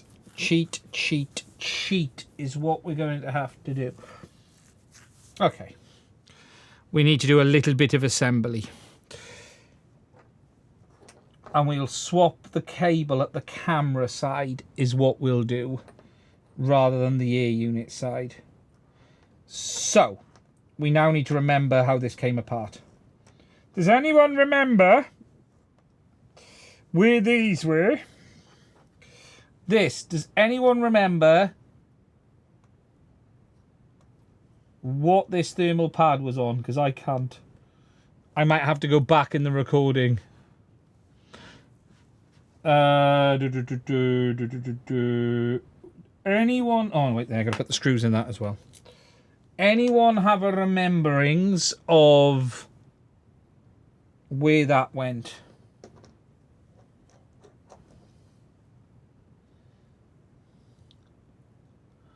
Coil at the bottom.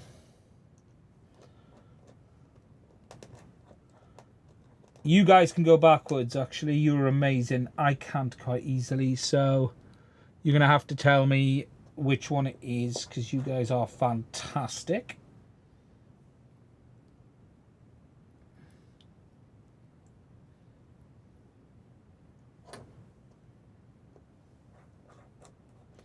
Okay, so coil at the bottom, that one.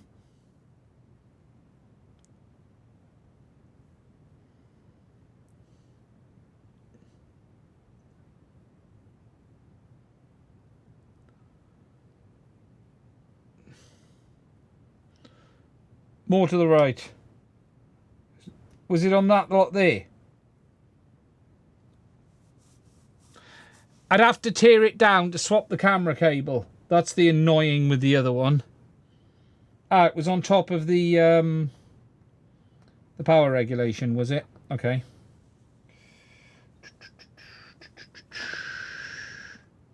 Have a screenshot. That's right spot. Good. Brilliant. Thank you very much.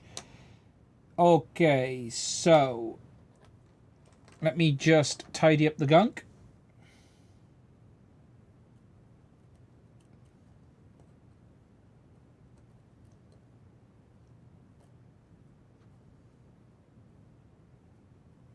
Get the gunk where it needs to be.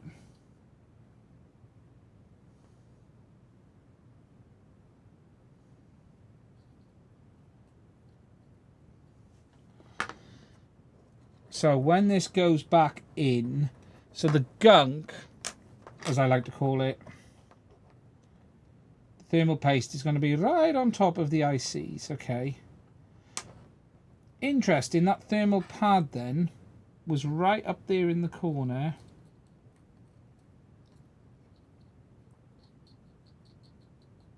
Just pushing that out a bit, so there we go. So then if I'm right, it was like that. We that way round? Let me just check some stuff a second. No, we're not. We were not. We're that way round.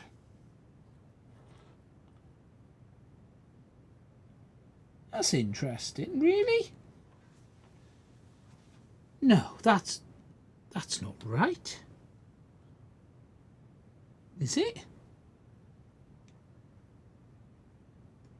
Well, it must be. But what that is showing is the thermal paste is not on the main ICs. The thermal paste is all over the top. So, wow, that's interesting, actually. Someone said just check Discord. Has someone put a picture up on Discord for me? Have they? 2 seconds. See, this is usually fine because I can go back and look at my own video to do it. But because I can't go back and look at my own video to do it at this moment in time, I'm relying on... I've just noticed something about the cooling. So they're cooling the chipset to the casing, not the SD card. I was wrong. And yes, it does happen.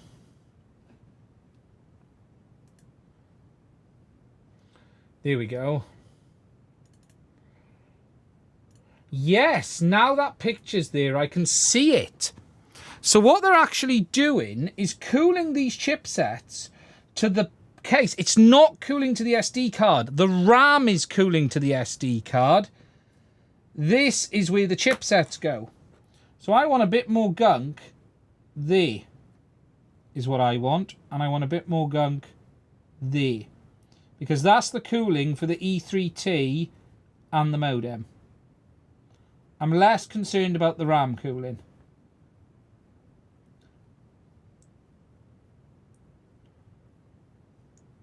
There we go.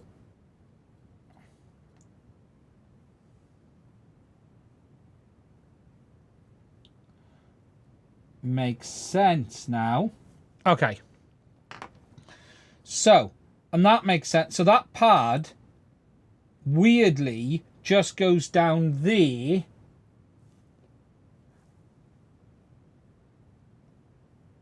Yeah, down to there. Weird. Okay. So, pop in like that. Pop the antenna connections out the way. Give him a good press down. Here we go. And then let's screw him in. Tell you what, it's a lot easier to take apart than 03 was. A lot easier to take apart than 03 was. Although, just thinking about this, it is going to be susceptible to crush damage. Because the main chipsets are pressed against this housing, if this gets smashed, I can warn you now that you will damage, you will crack a chip. I'm going to try it with that disconnected. No, I won't. Bugger it. Okay, so with it, we need to put this on for power, and then we can get tested. Good. Okay, so we're good enough for testing. Leview FPV, how are you?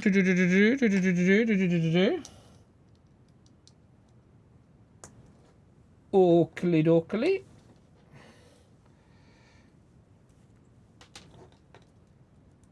So we're going to power goggles. Check it works first of all, so we've got a baseline.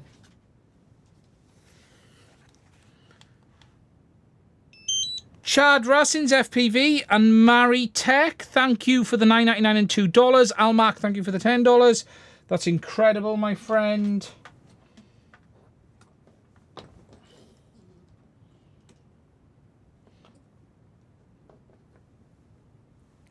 Am I in the right mode? Probably not.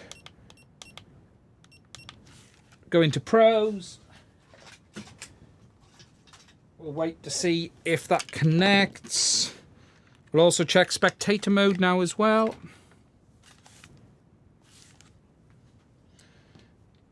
Probably going to have to rebind because I tried rebinding it to the other ear unit, if you remember.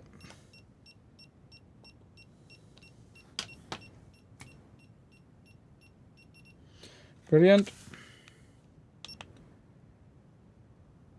Oh, this is the one that hasn't been activated. That's annoying. 1 second. I haven't activated this one.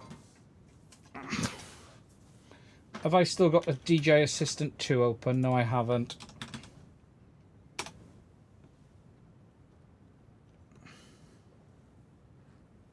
Good job I plugged the USB back in, innit? This one's brand new, so this is the one I hadn't even activated yet. We'll look at the camera cables again, because I think I got mixed up on the cam cables earlier. 2 seconds. You do have to activate the ear units before you can use them. There we go.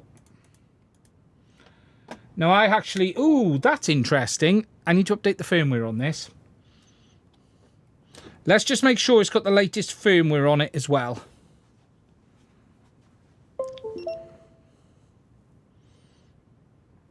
Because DJI did release a firmware update 404 Pro at release. So it is worth making sure it's got the latest firmware on as well. And then I'll have read the chat. Had to fix my Bosch dishwasher. Don't envy you that. I never liked working on the Bosches.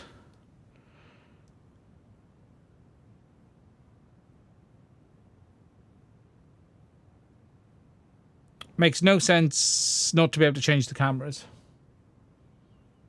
No, that's a point. I will check that again. We will do a check one more time. Just in case there's some dull activation thing going on here. It's just doing the firmware update. I've got it on power at the moment. I think DJI said it needs power.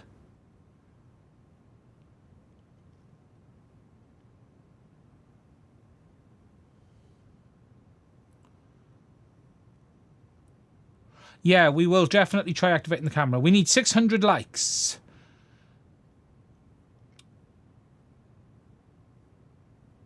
Same as Vistas. Yeah. Nearly there. How low will the light run down before running out?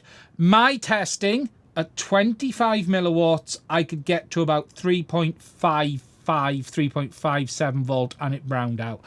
It was not reliable though. Once it gets below 3.6, it wasn't good. Depends the power level is what I found in my testing. I cannot get it to go down any lower.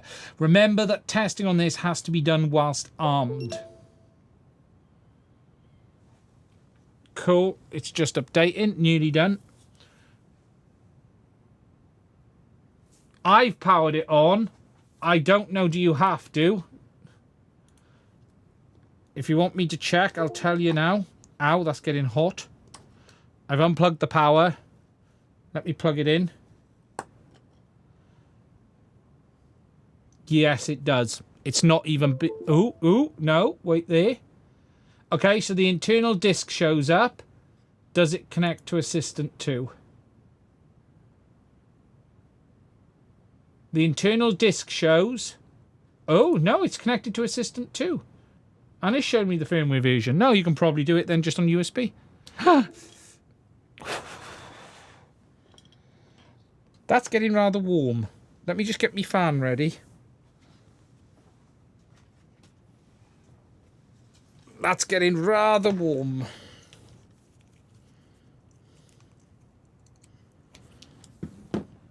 I always have a bench fan. Okay, so now we're updated. Let's just check it connects on the Pro camera first of all, and then we'll do the testing. Yes, I can see on the Pro camera, everything looks good. Everything's happy. Let me just do something whilst we're in here. I'm going to turn broadcast mode on. Can we broadcast to goggles 2? 040 unit Pro, transmission, audience mode. No, hasn't found it. So you cannot broadcast from 3 to 2. Hasn't found it.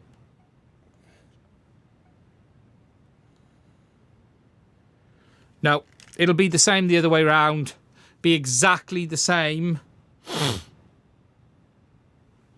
But it will probably absolutely fine to the N3.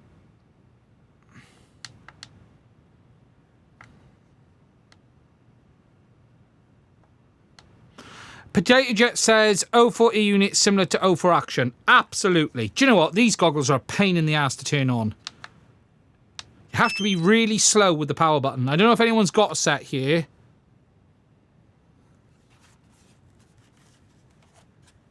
Spectator, status, 040 unit Pro, audience mode. Yeah, picked it up straight away. Asking it to connect. There we go. Boom. I don't know if you guys can see it, but there you go. It's connected straight away. Okay. So, let's do swapsies.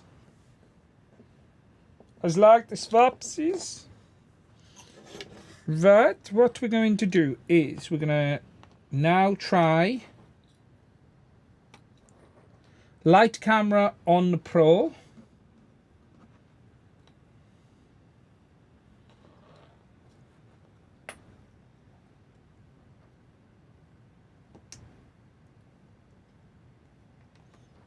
Okay. Really do need those wires to bugger off. I've got a UART floating on this flight controller. So, light camera on Pro in test.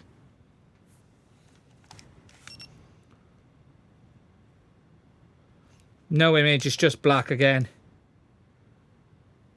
Just 0 megabits a second. Black. Nothing. 0 megabits a second, black.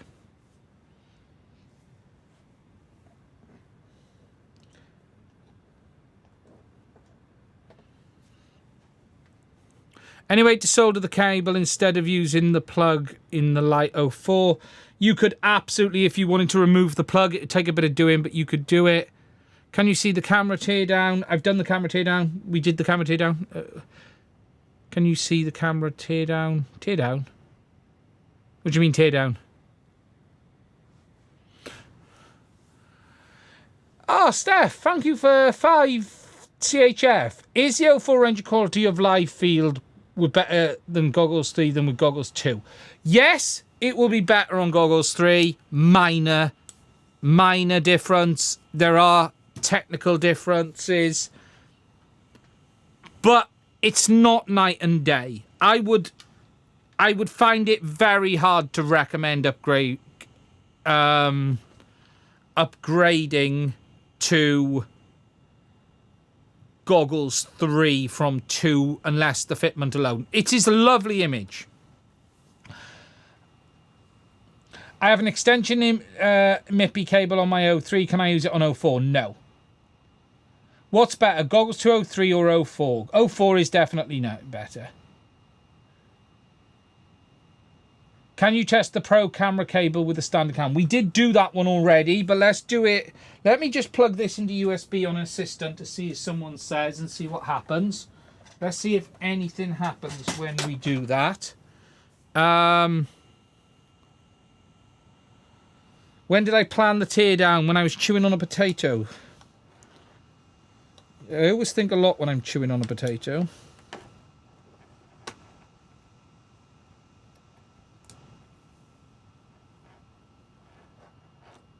Interestingly, the lights come on when you plug that in. See what it does.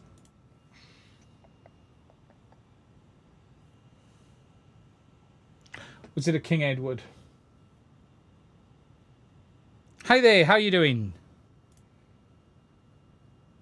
I'm just seeing what it does with this camera attached. See if it flips out. It doesn't even know. It's not even whinging about it.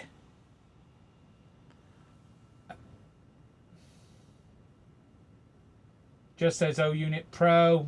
No errors, no nothing. You haven't got a lot of options in Assistant. How do you mount the Pro? How do you mount the Pro? The holes are close to the caps. What do you mean? I don't quite understand. There's a posterior cameras have different pinouts. I doubt it's pinouts. If you want my bet, DJI will be using a largely standardized communications between them. My bet is it's hard-coded. Is there any RF channels difference between Goggles 2 and OT and change from 03? Yes, in race mode, not in normal mode. We'll have a look at race mode in a second.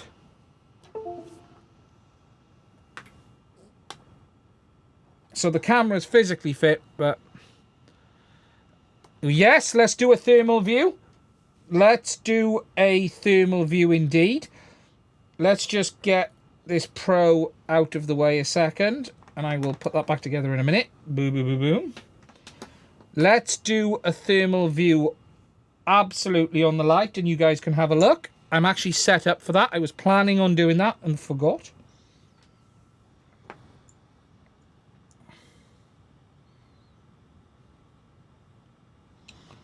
So, there's that. We want the antenna. The assembly on the Lite is really straightforward, I have to say. It's not difficult. Okay, so we're definitely going to want the thermal. So, I had the thermal camera to hand ready. The only problem I've got is my bloody cable is short. I really need a longer USB-C extension cable. And I actually had another one, and it's vanished, and I'm really annoyed about it. So you're just going to have to bear with me a second because I need to move some stuff. So we want IR thermal cam. We're going to open our software.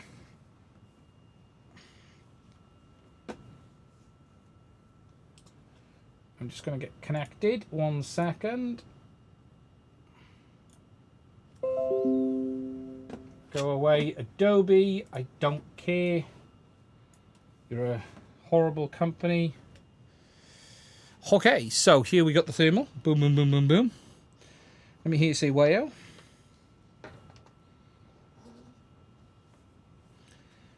Right, let me just get a set of hands, helping hands, because I can't plug in and hold the camera at the same time. So I need to do this. Okay. Shut up, Goggles. So let's just get ourselves settled where we want to be. 2 seconds, ladies and gentlemen. Bear with me.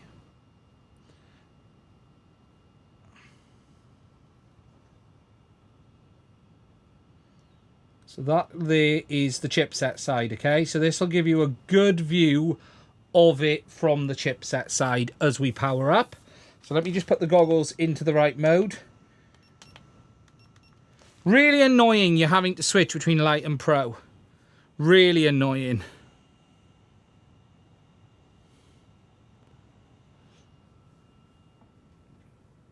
I tell you what I probably want, and I would like, but I can't see it. Yes, I can. There it is. 2 seconds. Let me plug in my Wi-Fi, because what the Wi-Fi will allow me to do is press the button rather than think. Right, here we go. 1, 2, 3. So we're powering on. You can start to see that chipset get hot. If I take off the macro lens, that should be a bit better for this.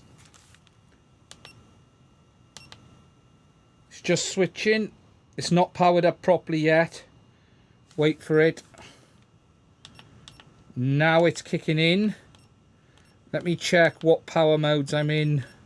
We're in auto. So now you can start to see it getting hot.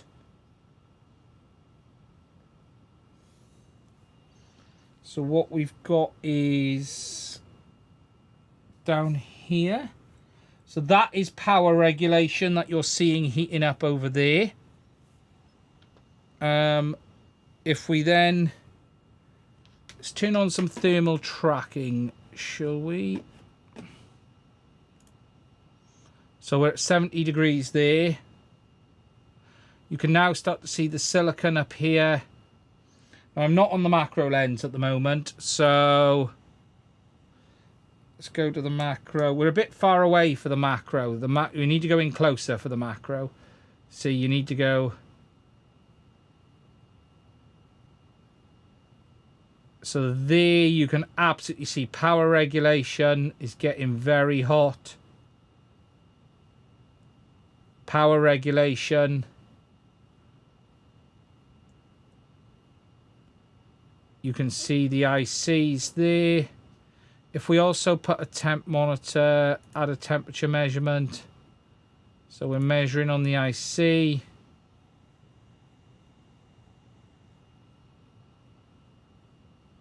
You can definitely see the thermal area there. 80, 90 degrees. Goggles 3 do have linear antennas. Can you check the Nand during recording?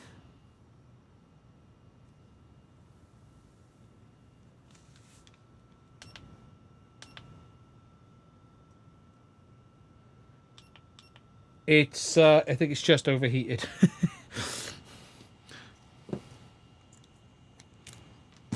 It's just overheated.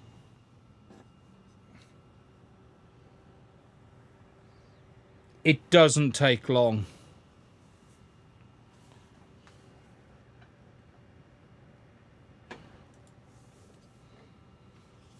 Let's just give that a second to chill.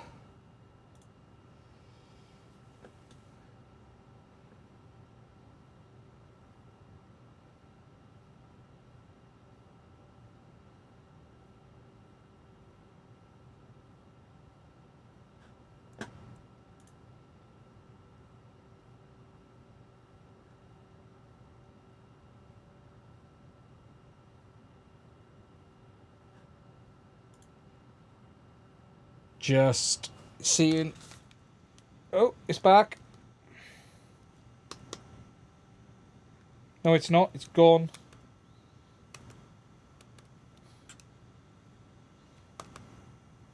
So I'm in the... If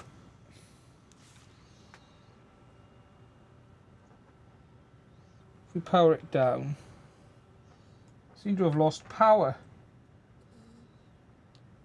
1 second. Oh, we're back. Let's have a look at this side of the board then. Let's see what this side of the board does.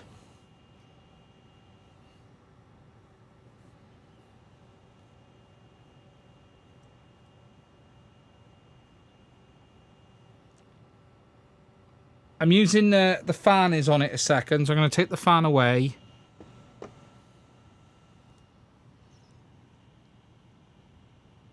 So this side of the board,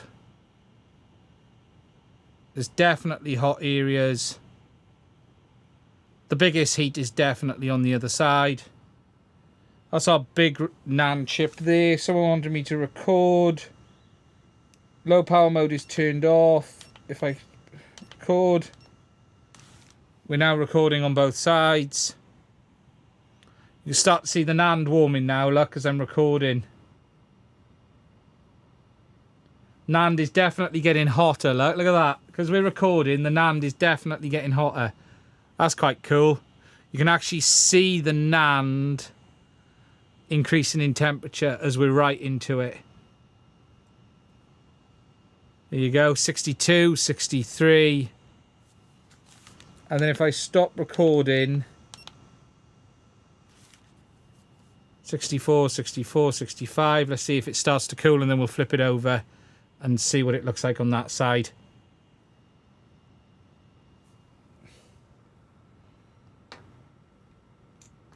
And again, this is the real hot side of the board. Wow, power regulation. Look at the power regulation.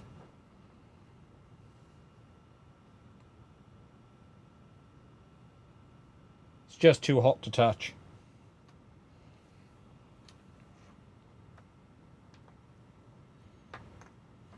Just too hot to touch.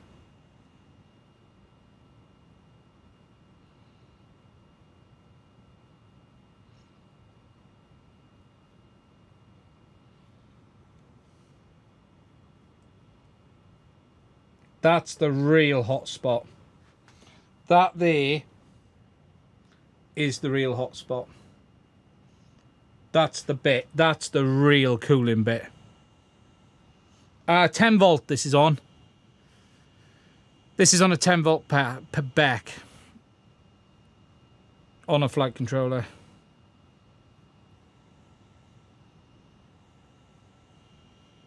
Yeah, very cool indeed. So that, let me just unclip. So that gives you an idea of that. And if I just come further out, you can see it there. So that gives you it indication at a distance without the macro lens. And then if we go in on the macro, you can see right there how that is. And then that side.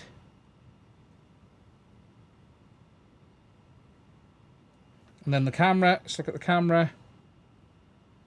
Yeah, nothing major. Camera's quite cool. Camera's fine. You can see the heat there on the sensor, but yeah, really cool. Cool, I'm quite pleased with that. Right, ladies and gents, we're gonna finish the Q&As. So if you've got any more questions, please do put it in the chat now.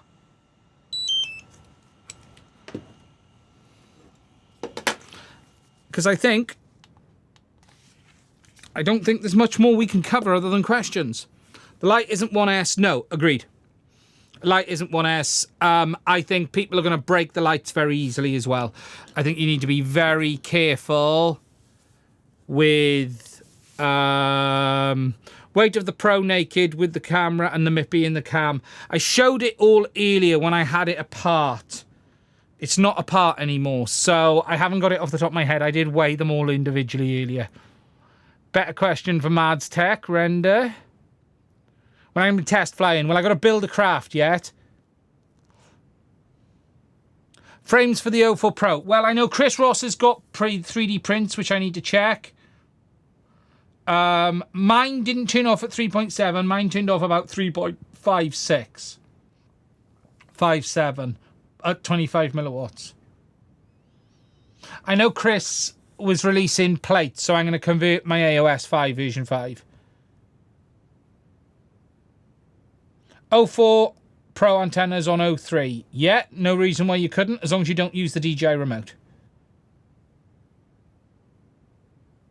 Can I power Lite from a UART 5 volt while running on Quad-on 6S? You cannot power it off the UART's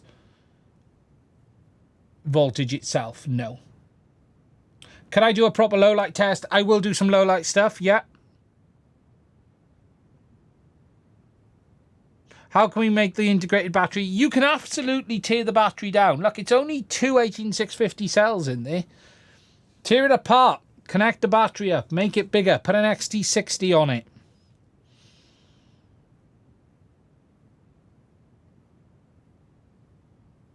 iFlight Nazguls have 04 front end on F4, 5 and 6. iFlight Nazguls have they got an 04 plate replacement? Have they? Thank you, 73 FPV. That's interesting. What? 3D printable?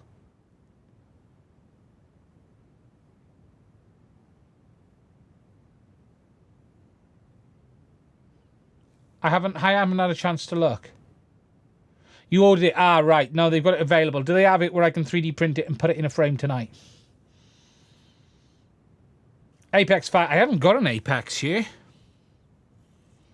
I want to see how race mode interacts with HD0 and analog. Look, it should be fine. It should now be fine.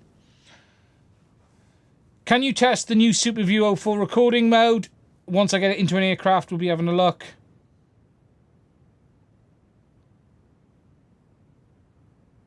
Hello from Russia. Hello.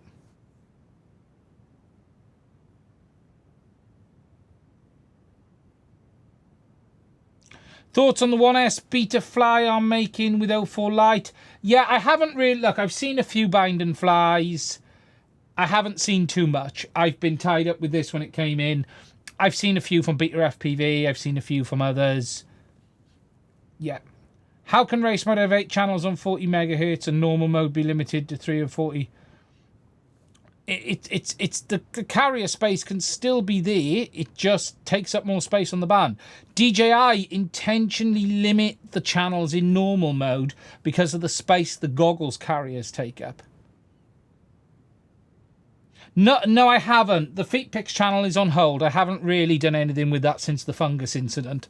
So, you know, it's mostly cleared up now, but, you know, I've still got to wipe the cameras down, and, you know, I tried using IPA and that couldn't get it off. So I'm now thinking of going in with something like hammerite thinners, and that hopefully will remove the residue and the fungus.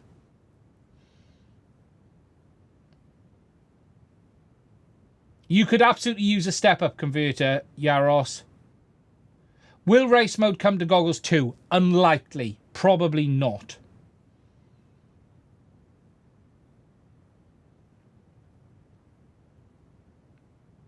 My plan is to use the AOS 5. Can I go over race mode one more time? So, okay. So, race mode. Race mode. So, let me power up so we can show you. So, because it's better to show. Show and tell is always better. Show and tell with a friend is always better. Remember that. You should always have a friend to play show and tell with. So I do keep using on the Pro. I keep losing where the frickin' power connector is. It's under the camera connector. But I keep losing it. So.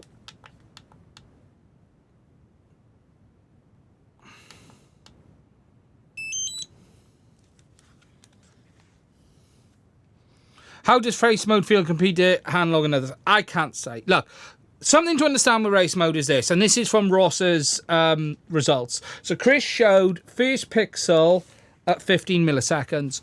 Just take into account that's not near what HD0 can do on the Nano 90. HD0 is delivering a full frame at 14 milliseconds, first pixel at 1 to 2 milliseconds. So DJI race mode, whilst lower latency, It ain't in the same ballpark as HD0. Don't think it is for 1 minute.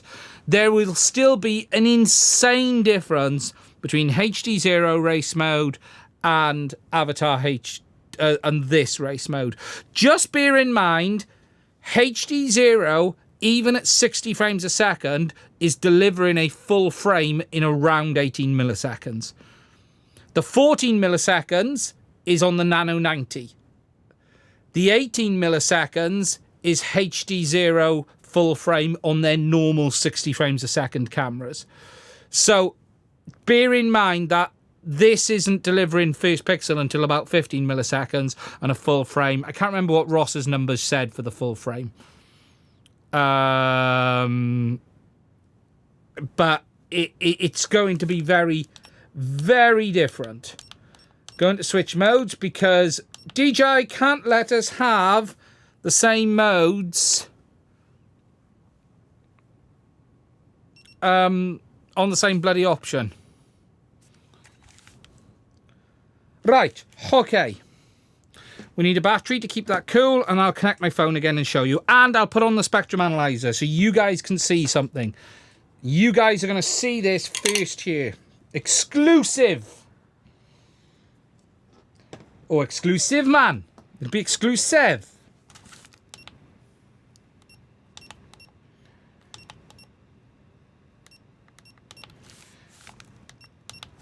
Sharing my live view to my phone.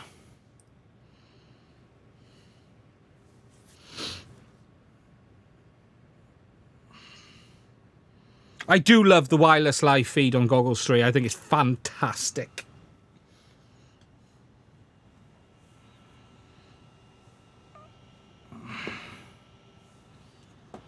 Look how dirty my screen is. Okay, ladies and gentlemen. So, you can see my phone here. So, let's go to transmission. So, we're on race mode. We're currently in 20 megahertz mode, so you can see we've got all of the channels. Let's just check it in 40 megahertz mode to make sure I'm not talking complete bullshit. No, 40 megahertz, you still have all the same channels. Correct. There you go. Thought it was. I did see it earlier, but I wanted to check. All it's doing is doubling the carrier size. So, if we now turn off race mode a minute. Right, now I'm going to do a risky thing, okay? Now I'm going to do the risky thing. Give me 10 seconds. I'm going to open up the program which will literally eat my computer alive. This is the spectrum analyzer. This is a risk. If the stream goes down, I will be back. Please bear with me, caller.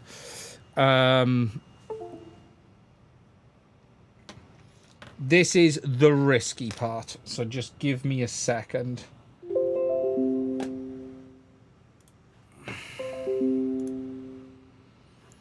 Right, I also need... Are you wakey, you wakey? Hello?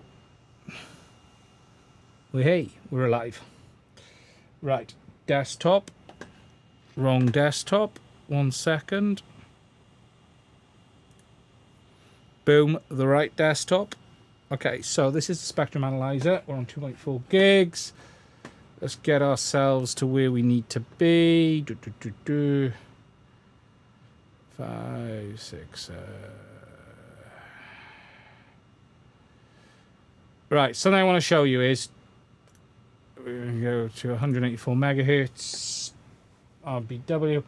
We're currently in 60 megabits mode, 50 megahertz carrier. Look at the size of this freaking carrier. This is insane, right? This carrier is basically 55 megahertz wide. That carrier is insane. Right? Insane in full bandwidth mode. It's mental. It's just mad. So at the moment, we are in normal mode. So you can see there are Goggles carriers bouncing around here. So let me just come in and show you. If I bring this in, look, can you see the Goggles carriers there appearing higher and lower? Okay? Goggles carriers, they are on the video channel, but you've got carriers here and you've got carriers elsewhere on the band. But the Goggles carrier is enormous. You've also got these carriers here. And that pretty much is it on that channel at the moment. If I go to auto, things will get a bit more weird. Because if I go to auto, it'll start moving shit around all over the place. So now look at auto, right?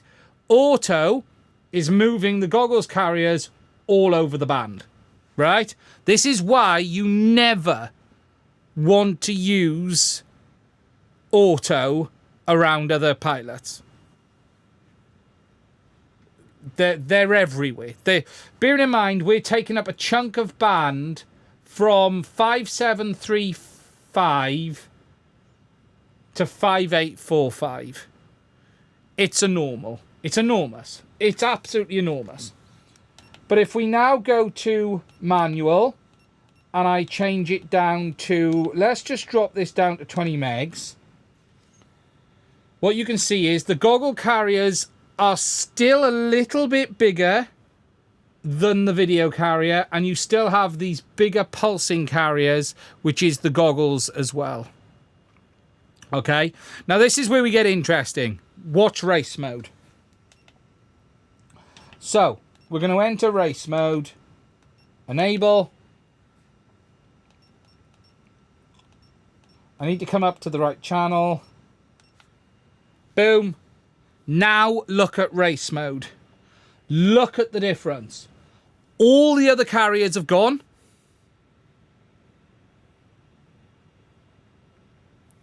All the other carriers have disappeared. Now we have the goggles carrier here, a single carrier. You can see him there. I've just gone closer to the input of the analyzer. And then you've got your 20 megs video carrier, 18.53, 20 megs.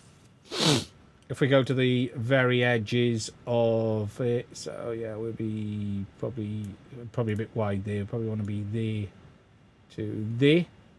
There you go. So that's your 20 megs carrier there. What's the bandwidth for analog video? About 5. It's tiny. Analog is tiny. And then if I go, if I now move it and go up to 40 megahertz mode, just so you can see it, because you can go to 40, boom, you can now see the carrier width is just increased. There is a fine-tuning option for the power. Yes, it's very cool. But there you go. But again, the band is dramatically cleaner in race mode. Just insane. If I go back now, right, turn off race mode, you can all look at the difference.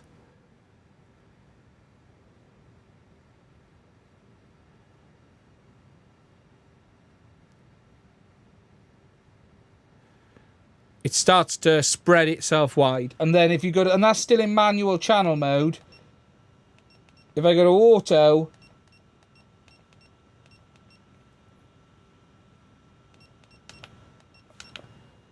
welcome to hell.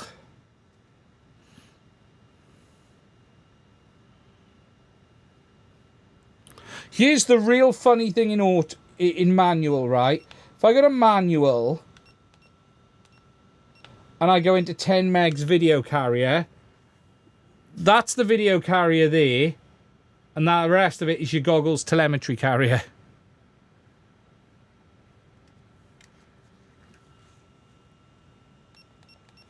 Boom, into the 60.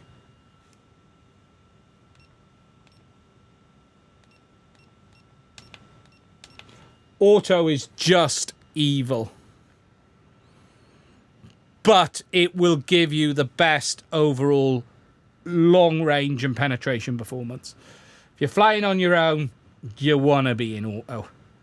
Auto is it getting the best from the link. It genuinely is.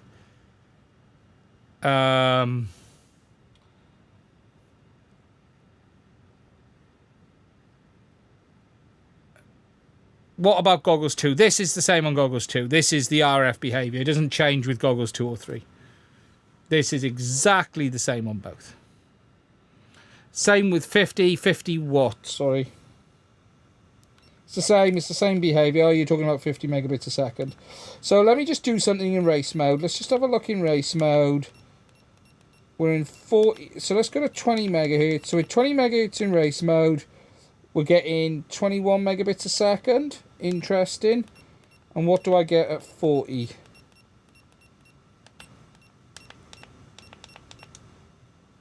Megabits, 41 megabits a second. Interesting, but it's on the bench, so it might behave differently. Where's the range hard limit? We don't know yet. No race with goggles 2.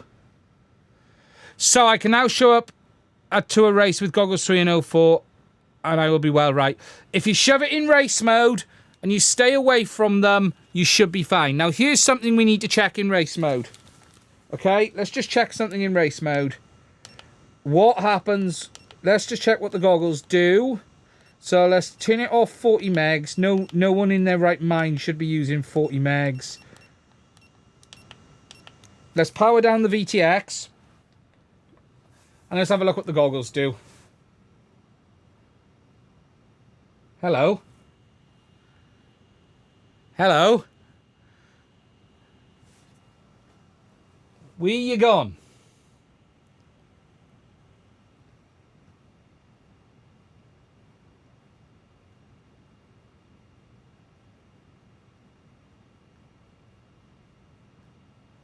They ain't transmitting, my friend.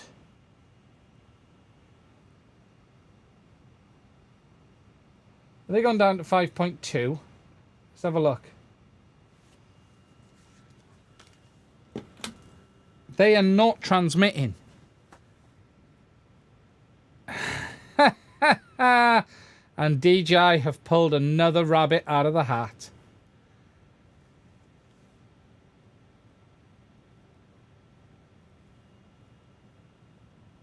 Now, it is definitely randomly pulsing. Did you see that carrier come through? That's the goggles. It's going, hello, is there anyone there? I wonder where it's waiting for comms. I wonder if it's doing it on 5.2. Let's have a look. No. Oh, it's that's a pulse, that is. That's I'm just seeing if you're here. Is what that is. Anyone there? Hello? It's a shot in the dark. However, that's nothing because I'm on top of the analyzer. So in race mode, the goggles are not transmitting when not connected to the VTX. Okay, that's new. I wonder what they've done. I think I got an idea. The goggles are waiting for the VTX to transmit. Let's power on.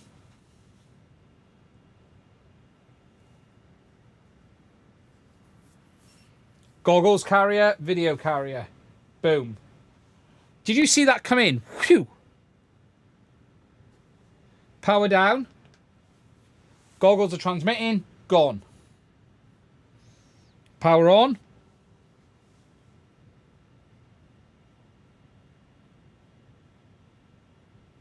Boom. Did you see that hop up the band? That's a little... Just watch that again. It's not perfect because it's still doing a... Let me clear the max hold. So just clear that. We've cleared it, so it now looks tidy. Ready? Watch.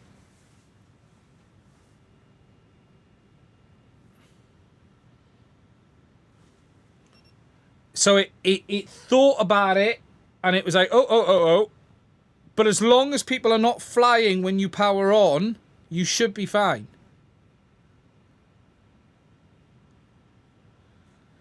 If we look at this in a different view, if we look at this in the histogram view, we'll have a bit of a better view of what it does.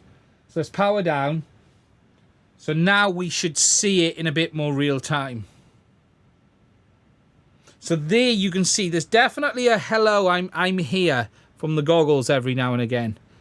There's definitely anyone out there? Hello? We're going to power on. Yeah, we'll move channels and see if it does the same. Boom, boom, lock. Oh, there, we're here.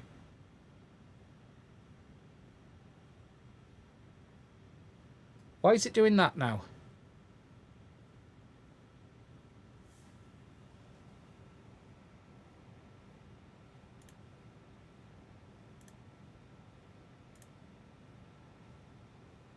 Why are we getting that?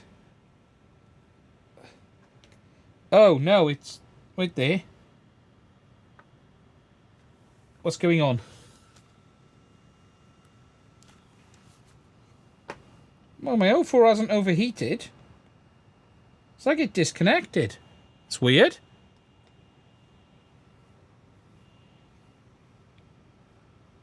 Let's try that again. Has it jumped out of race mode?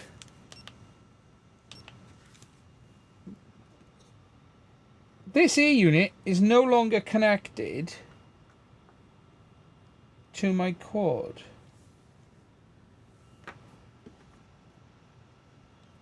But why? Why? Let me just try rebinding.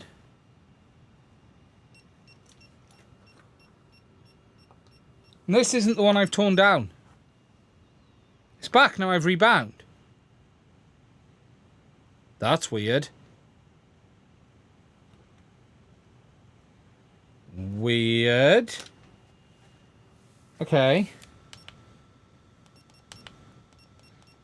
It's definitely reset because it's turned race mode off. Race mode back on.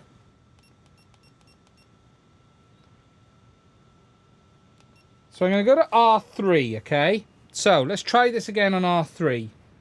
And we'll do it on histogram. Okay. Off. Yeah, let's be honest. Right. So power on. See what it does. Ignore them. That's the goggles pulse. Yeah, it definitely does a bit of a... Powering on, I would be careful around other users. I would absolutely be careful around other users powering on. As long as no one's flying, you should be fine. For a race environment, though, I think you're absolutely fine with the goggles off, powered on, walking around. There is no hint of anything from the goggles powered on in race mode. So I power it down, dead. But just be a little careful powering on. Because powering on... And then I'll just show you what the goggles do, not in race mode. Because they used to transmit. Here we go. Boom. In. It also powers on with a bit of power as well. Can you spectate race mode?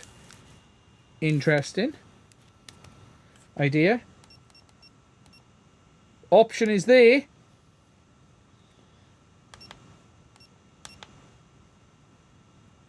Well, according to this, I can.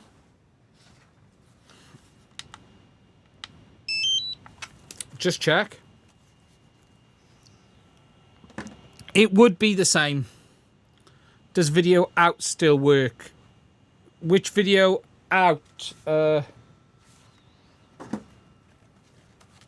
Yes, spectate works in race mode. It's connected straight away. Well, it's on 25 milliwatts now, so it's still a bit of a... I'd be a little cautious with it. Now, if I turn race mode off, we're now back into the normal. Let's wipe out the whole band mode. Let's just take the whole band over mode. There you go. Let's just not let anyone else fly, because why would you want them to fly? We're gonna take the whole thing mode. It is a freaking joke. It is an absolute freaking joke. That is wiping out 5723 to 5852. This is the fuck you all mode. This is fuck you all mode. I'm alright, Jack. Yes, it definitely behaves like this when there are others around. What's quite funny is if you power up something else, you can start playing dancing with the... I've done a video showing this. If you power up like CADX, you can start making this dance around, because this is full frequency hopping. So this will start avoiding other people's frequencies automatically. You can turn one on and it'll jump to there, and then it'll jump to there, and then it'll jump to there, and then it'll jump to there. But, okay, if I now power the ear unit off... Ooh, I think DJI have changed things slightly. They're not transmitting. They have tweaked things. They have absolutely tweaked things. I need to go back and watch my RF video on the goggles too, because I'm just trying to think, am I thinking of the V1 system here? The V1 always transmitted and went to a polling frequency. I can't remember about V2. I can't remember. I might need to go back and watch my own video, actually, is the problem I've got. That's fine. Fixed minor known bug, yeah. The goggles 2 will be exactly the same. It'll still be the same. The RF behavior is based on the two chipsets behave the same. You haven't got race mode in Goggles 2 either, which is annoying, but... Can I show you what fine-tuning does? So all the fine-tuning does is adjust the RF levels. So if we power it up... Let me just get this on. And you'll see it. Does N3 get race mode? Yes. So let's just wake this up. Okay, so... This will be easier if I force this into... So we're going to go to transmission power manual. Okay. I'm going to force this down into a lower bandwidth a minute, because it's a bit easier to show you, okay? So I'm going to go to manual channel mode, and I'm going to set the bandwidth to 40 megs. It should be a little easier to demonstrate this at that than that. Okay, so this isn't ideal. Let me move this ear unit a little bit closer to this so the power levels are a bit more representative. There we go. So, if I go into the power... So we're on 0 at the moment. So I'm going to go -1. Watch the screen as I move through. -2, -3. You can see very subtly the carrier is dropping down. So just so I put that there, if I put that there on the center of the average line on the yellow, just watch it. I'm going to jump back to 0. You can see it's increased. If I now go +5, it's increased again. So it's adjusting the power level up and down a very small amount. And that goes back to center. So it's adjusting the power levels up and down. So all it's doing is just tweaking the power levels. Like, for instance, if I show you the movement through the power levels, so that's 25 milliwatts, that's 50, that's 100, that's 200, that's that, that's maximum power.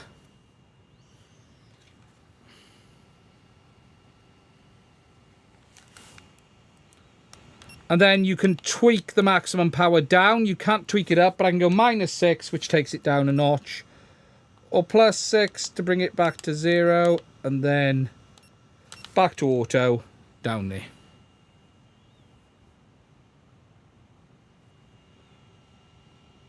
No, you can't go to 1206. You can, when you go to 12, you can only go down a 6. You cannot go up 6. Yeah, 1200 max.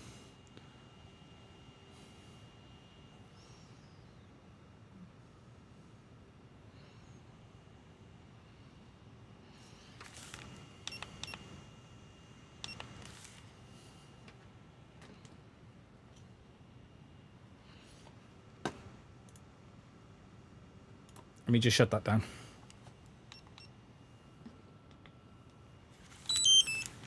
So, can you see any technical reason why race mode won't work on Goggles 2? Yes. We have a theory. I say we is the royal we because it's me and a couple of other people, or he had the theory and I agreed with him because he's cleverer than I am and I'm an idiot. But the theory is potentially it's related to the new chipset. Hence the reason it's not available on Goggles 2. And maybe the way the product is put together now. It's complicated, but in theory, the way 04 works has changed a bit compared to 03. The very basics are, 03 is a bit of a patchwork. So you had the the P1 chipset, which is in the original FPV.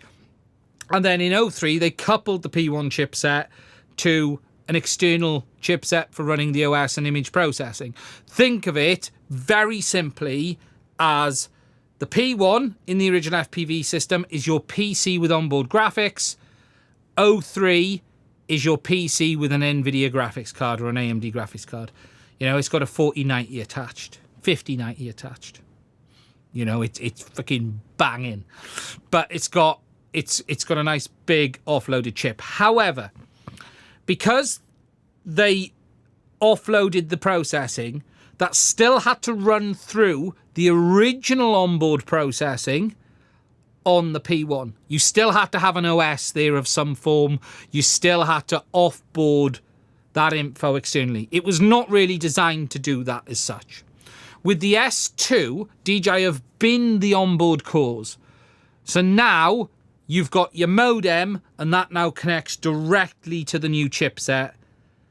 And as such, the pipeline is potentially reduced.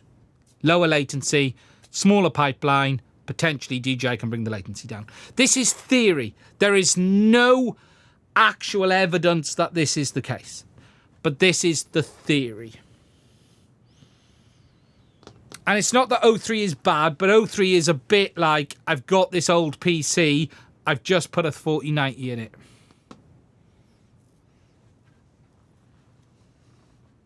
Yes, the Goggles 2 are still compatible with the Vista after upgrading. DJI have not taken anything away.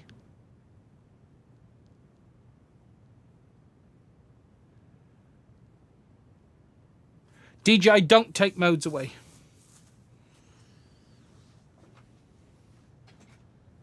Let me just power them up.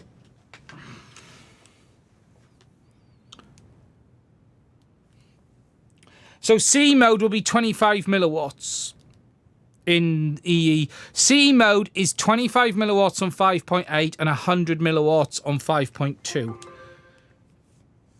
So C mode can, but you can't manually select 5.2. If the goggle system chooses to go to 5.2, you get 100 milliwatts. I'll be honest, the best thing DJI could do for CE users is give manual selection to 5.2 gigs. Because 100 milliwatts on 5.2 gigs should be really good, because no one will be using that band. That band should be nice and free for everyone. So if you could have manual selection of 5.2 gigs at 100 milliwatts, happy days.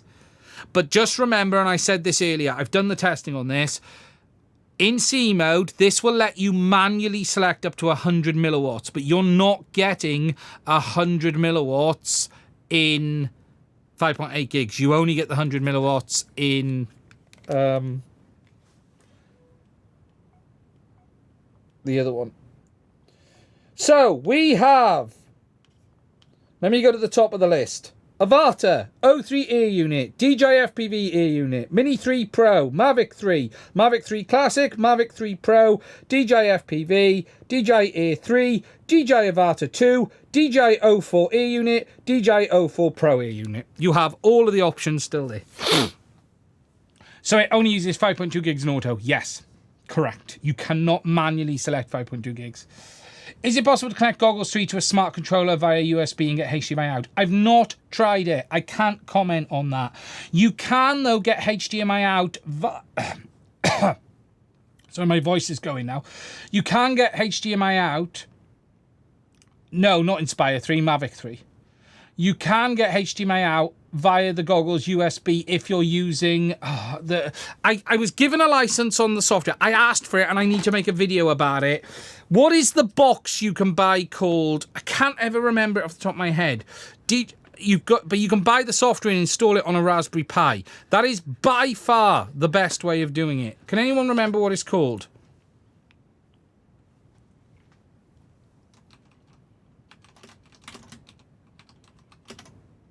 CosStreamer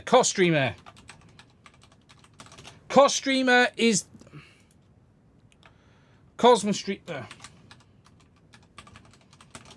CosmoStreamer is the best, probably the cheapest way of doing it.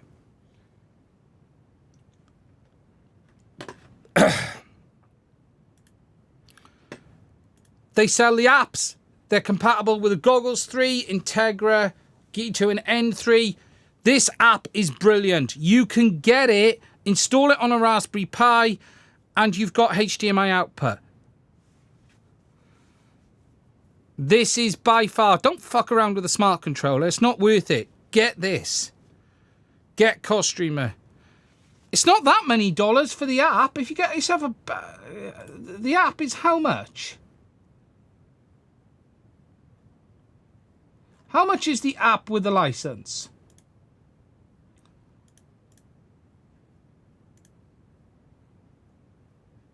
DIY. How much is the app with the license? $150. You do have to buy individual licenses per goggles, but how many people have got multiple goggles? It's only per goggles, isn't it? If you're flying once... you... $150 compared to the cost of a smart controller and everything. I don't think this is that expensive considering how well it works. I was really impressed with this app. In the early days, I thought it was a bit of a rip-off until I tried it. And I was actually really impressed with this. Don't get me wrong, I was sent a license for free. So I've tried this, I'm trying this for free. I've not paid for it. If I had to have HDMI output for a professional use, $150, I'd just do it. Otherwise, just do it to your smartphone. You know, if you really want to do it cheap, do it to your phone and try and cast it. God, my voice is going now. I think we've been going nearly 3.5 hours. Yeah, build the Raspberry Pi version if you're wise. 100%. One thing I didn't do was bring a drink up with me.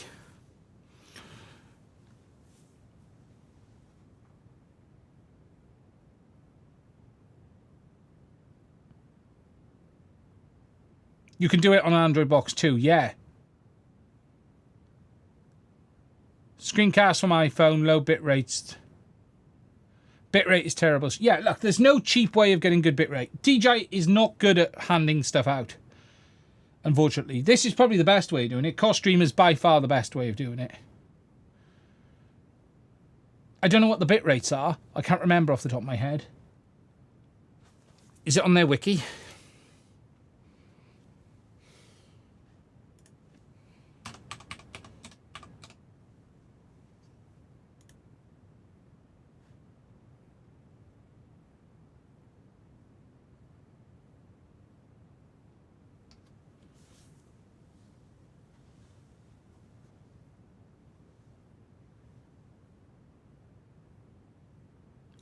Word of advice, cloning your SD card after you set it up. Yeah, that's a good one, Livu. That is a real good idea.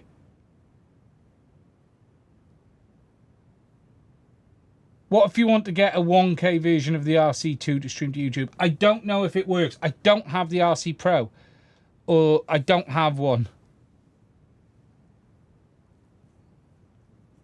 Yeah, fuck Apple.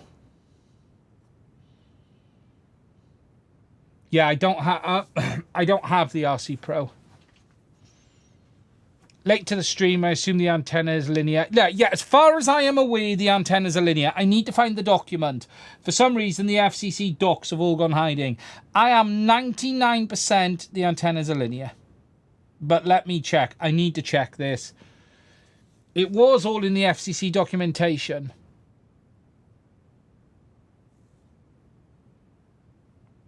But it's vanished. The goggles antennas are linear. I am expecting the ear side to be linear. Is your FCC docs working? Because mine don't seem to be working now. On the DJI side, it says... Are they saying circular polarized? Where are they saying that? Because I've not seen it yet.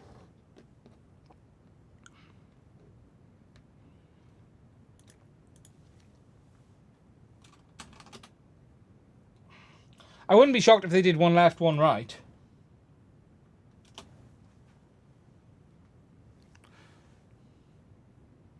Good day, Loch Ness. Check for the antennas on their site. So I'm looking on DJI specs. Air unit, video transmission, camera, storage, hardware, O4 unit, camera, storage, compatibility with the fucking antennas.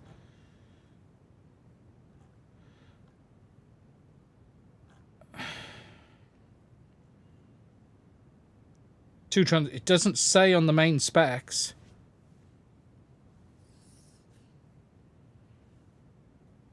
I wouldn't be shocked if they're circular polarized each way, yeah. Will the O3 camera module plug into the O4 transmitter module? No.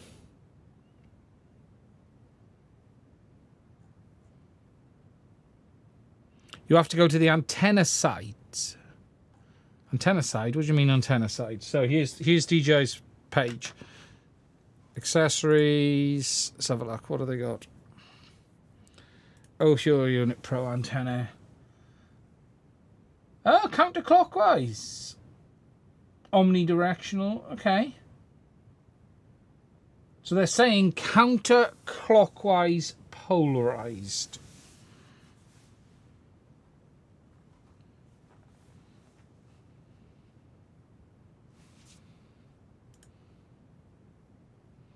Left hand. Yeah. Interesting. I'm shocked they haven't done one left, one right. Okay. So you got left hand circular polarized ear side linear on the goggles. Okay, it's fine. It's not a problem. Don't get too bent out of shape. No, there isn't a 3 dB loss. Right, I'm going to rant now. People need to stop using old analog in theory measurements with digital. The theoretical 3 dB loss is based on one circular antenna to another antenna, in theory, based on RF behavior. It's not real world, it's based on RF math. One antenna to one antenna. One circular polarized, one linear, in the same vertical plane. In theory, 3 dB loss. Single antenna. This doesn't have a single antenna. This has two antennas. Your goggles got 6 antennas. Your craft's never flying flat and level and always in the same direction. Don't worry about it. It is not 3 dB loss. It's not remotely 3 dB loss. People keep referring to things in the old analog sense. Single antenna to single antenna. This isn't a single antenna. This is multi-in, multi-out. You've got cross-polarization happening all of the time. You've got cross everything going on.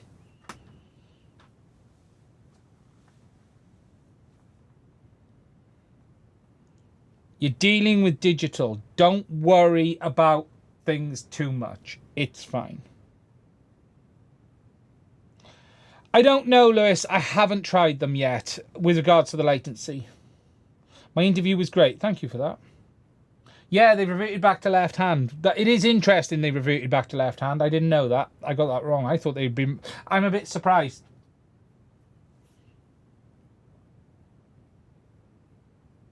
What do you think about updating to a directional antenna on the Goggles 3? Look, directional is always going to give you more front-end gain. It's math.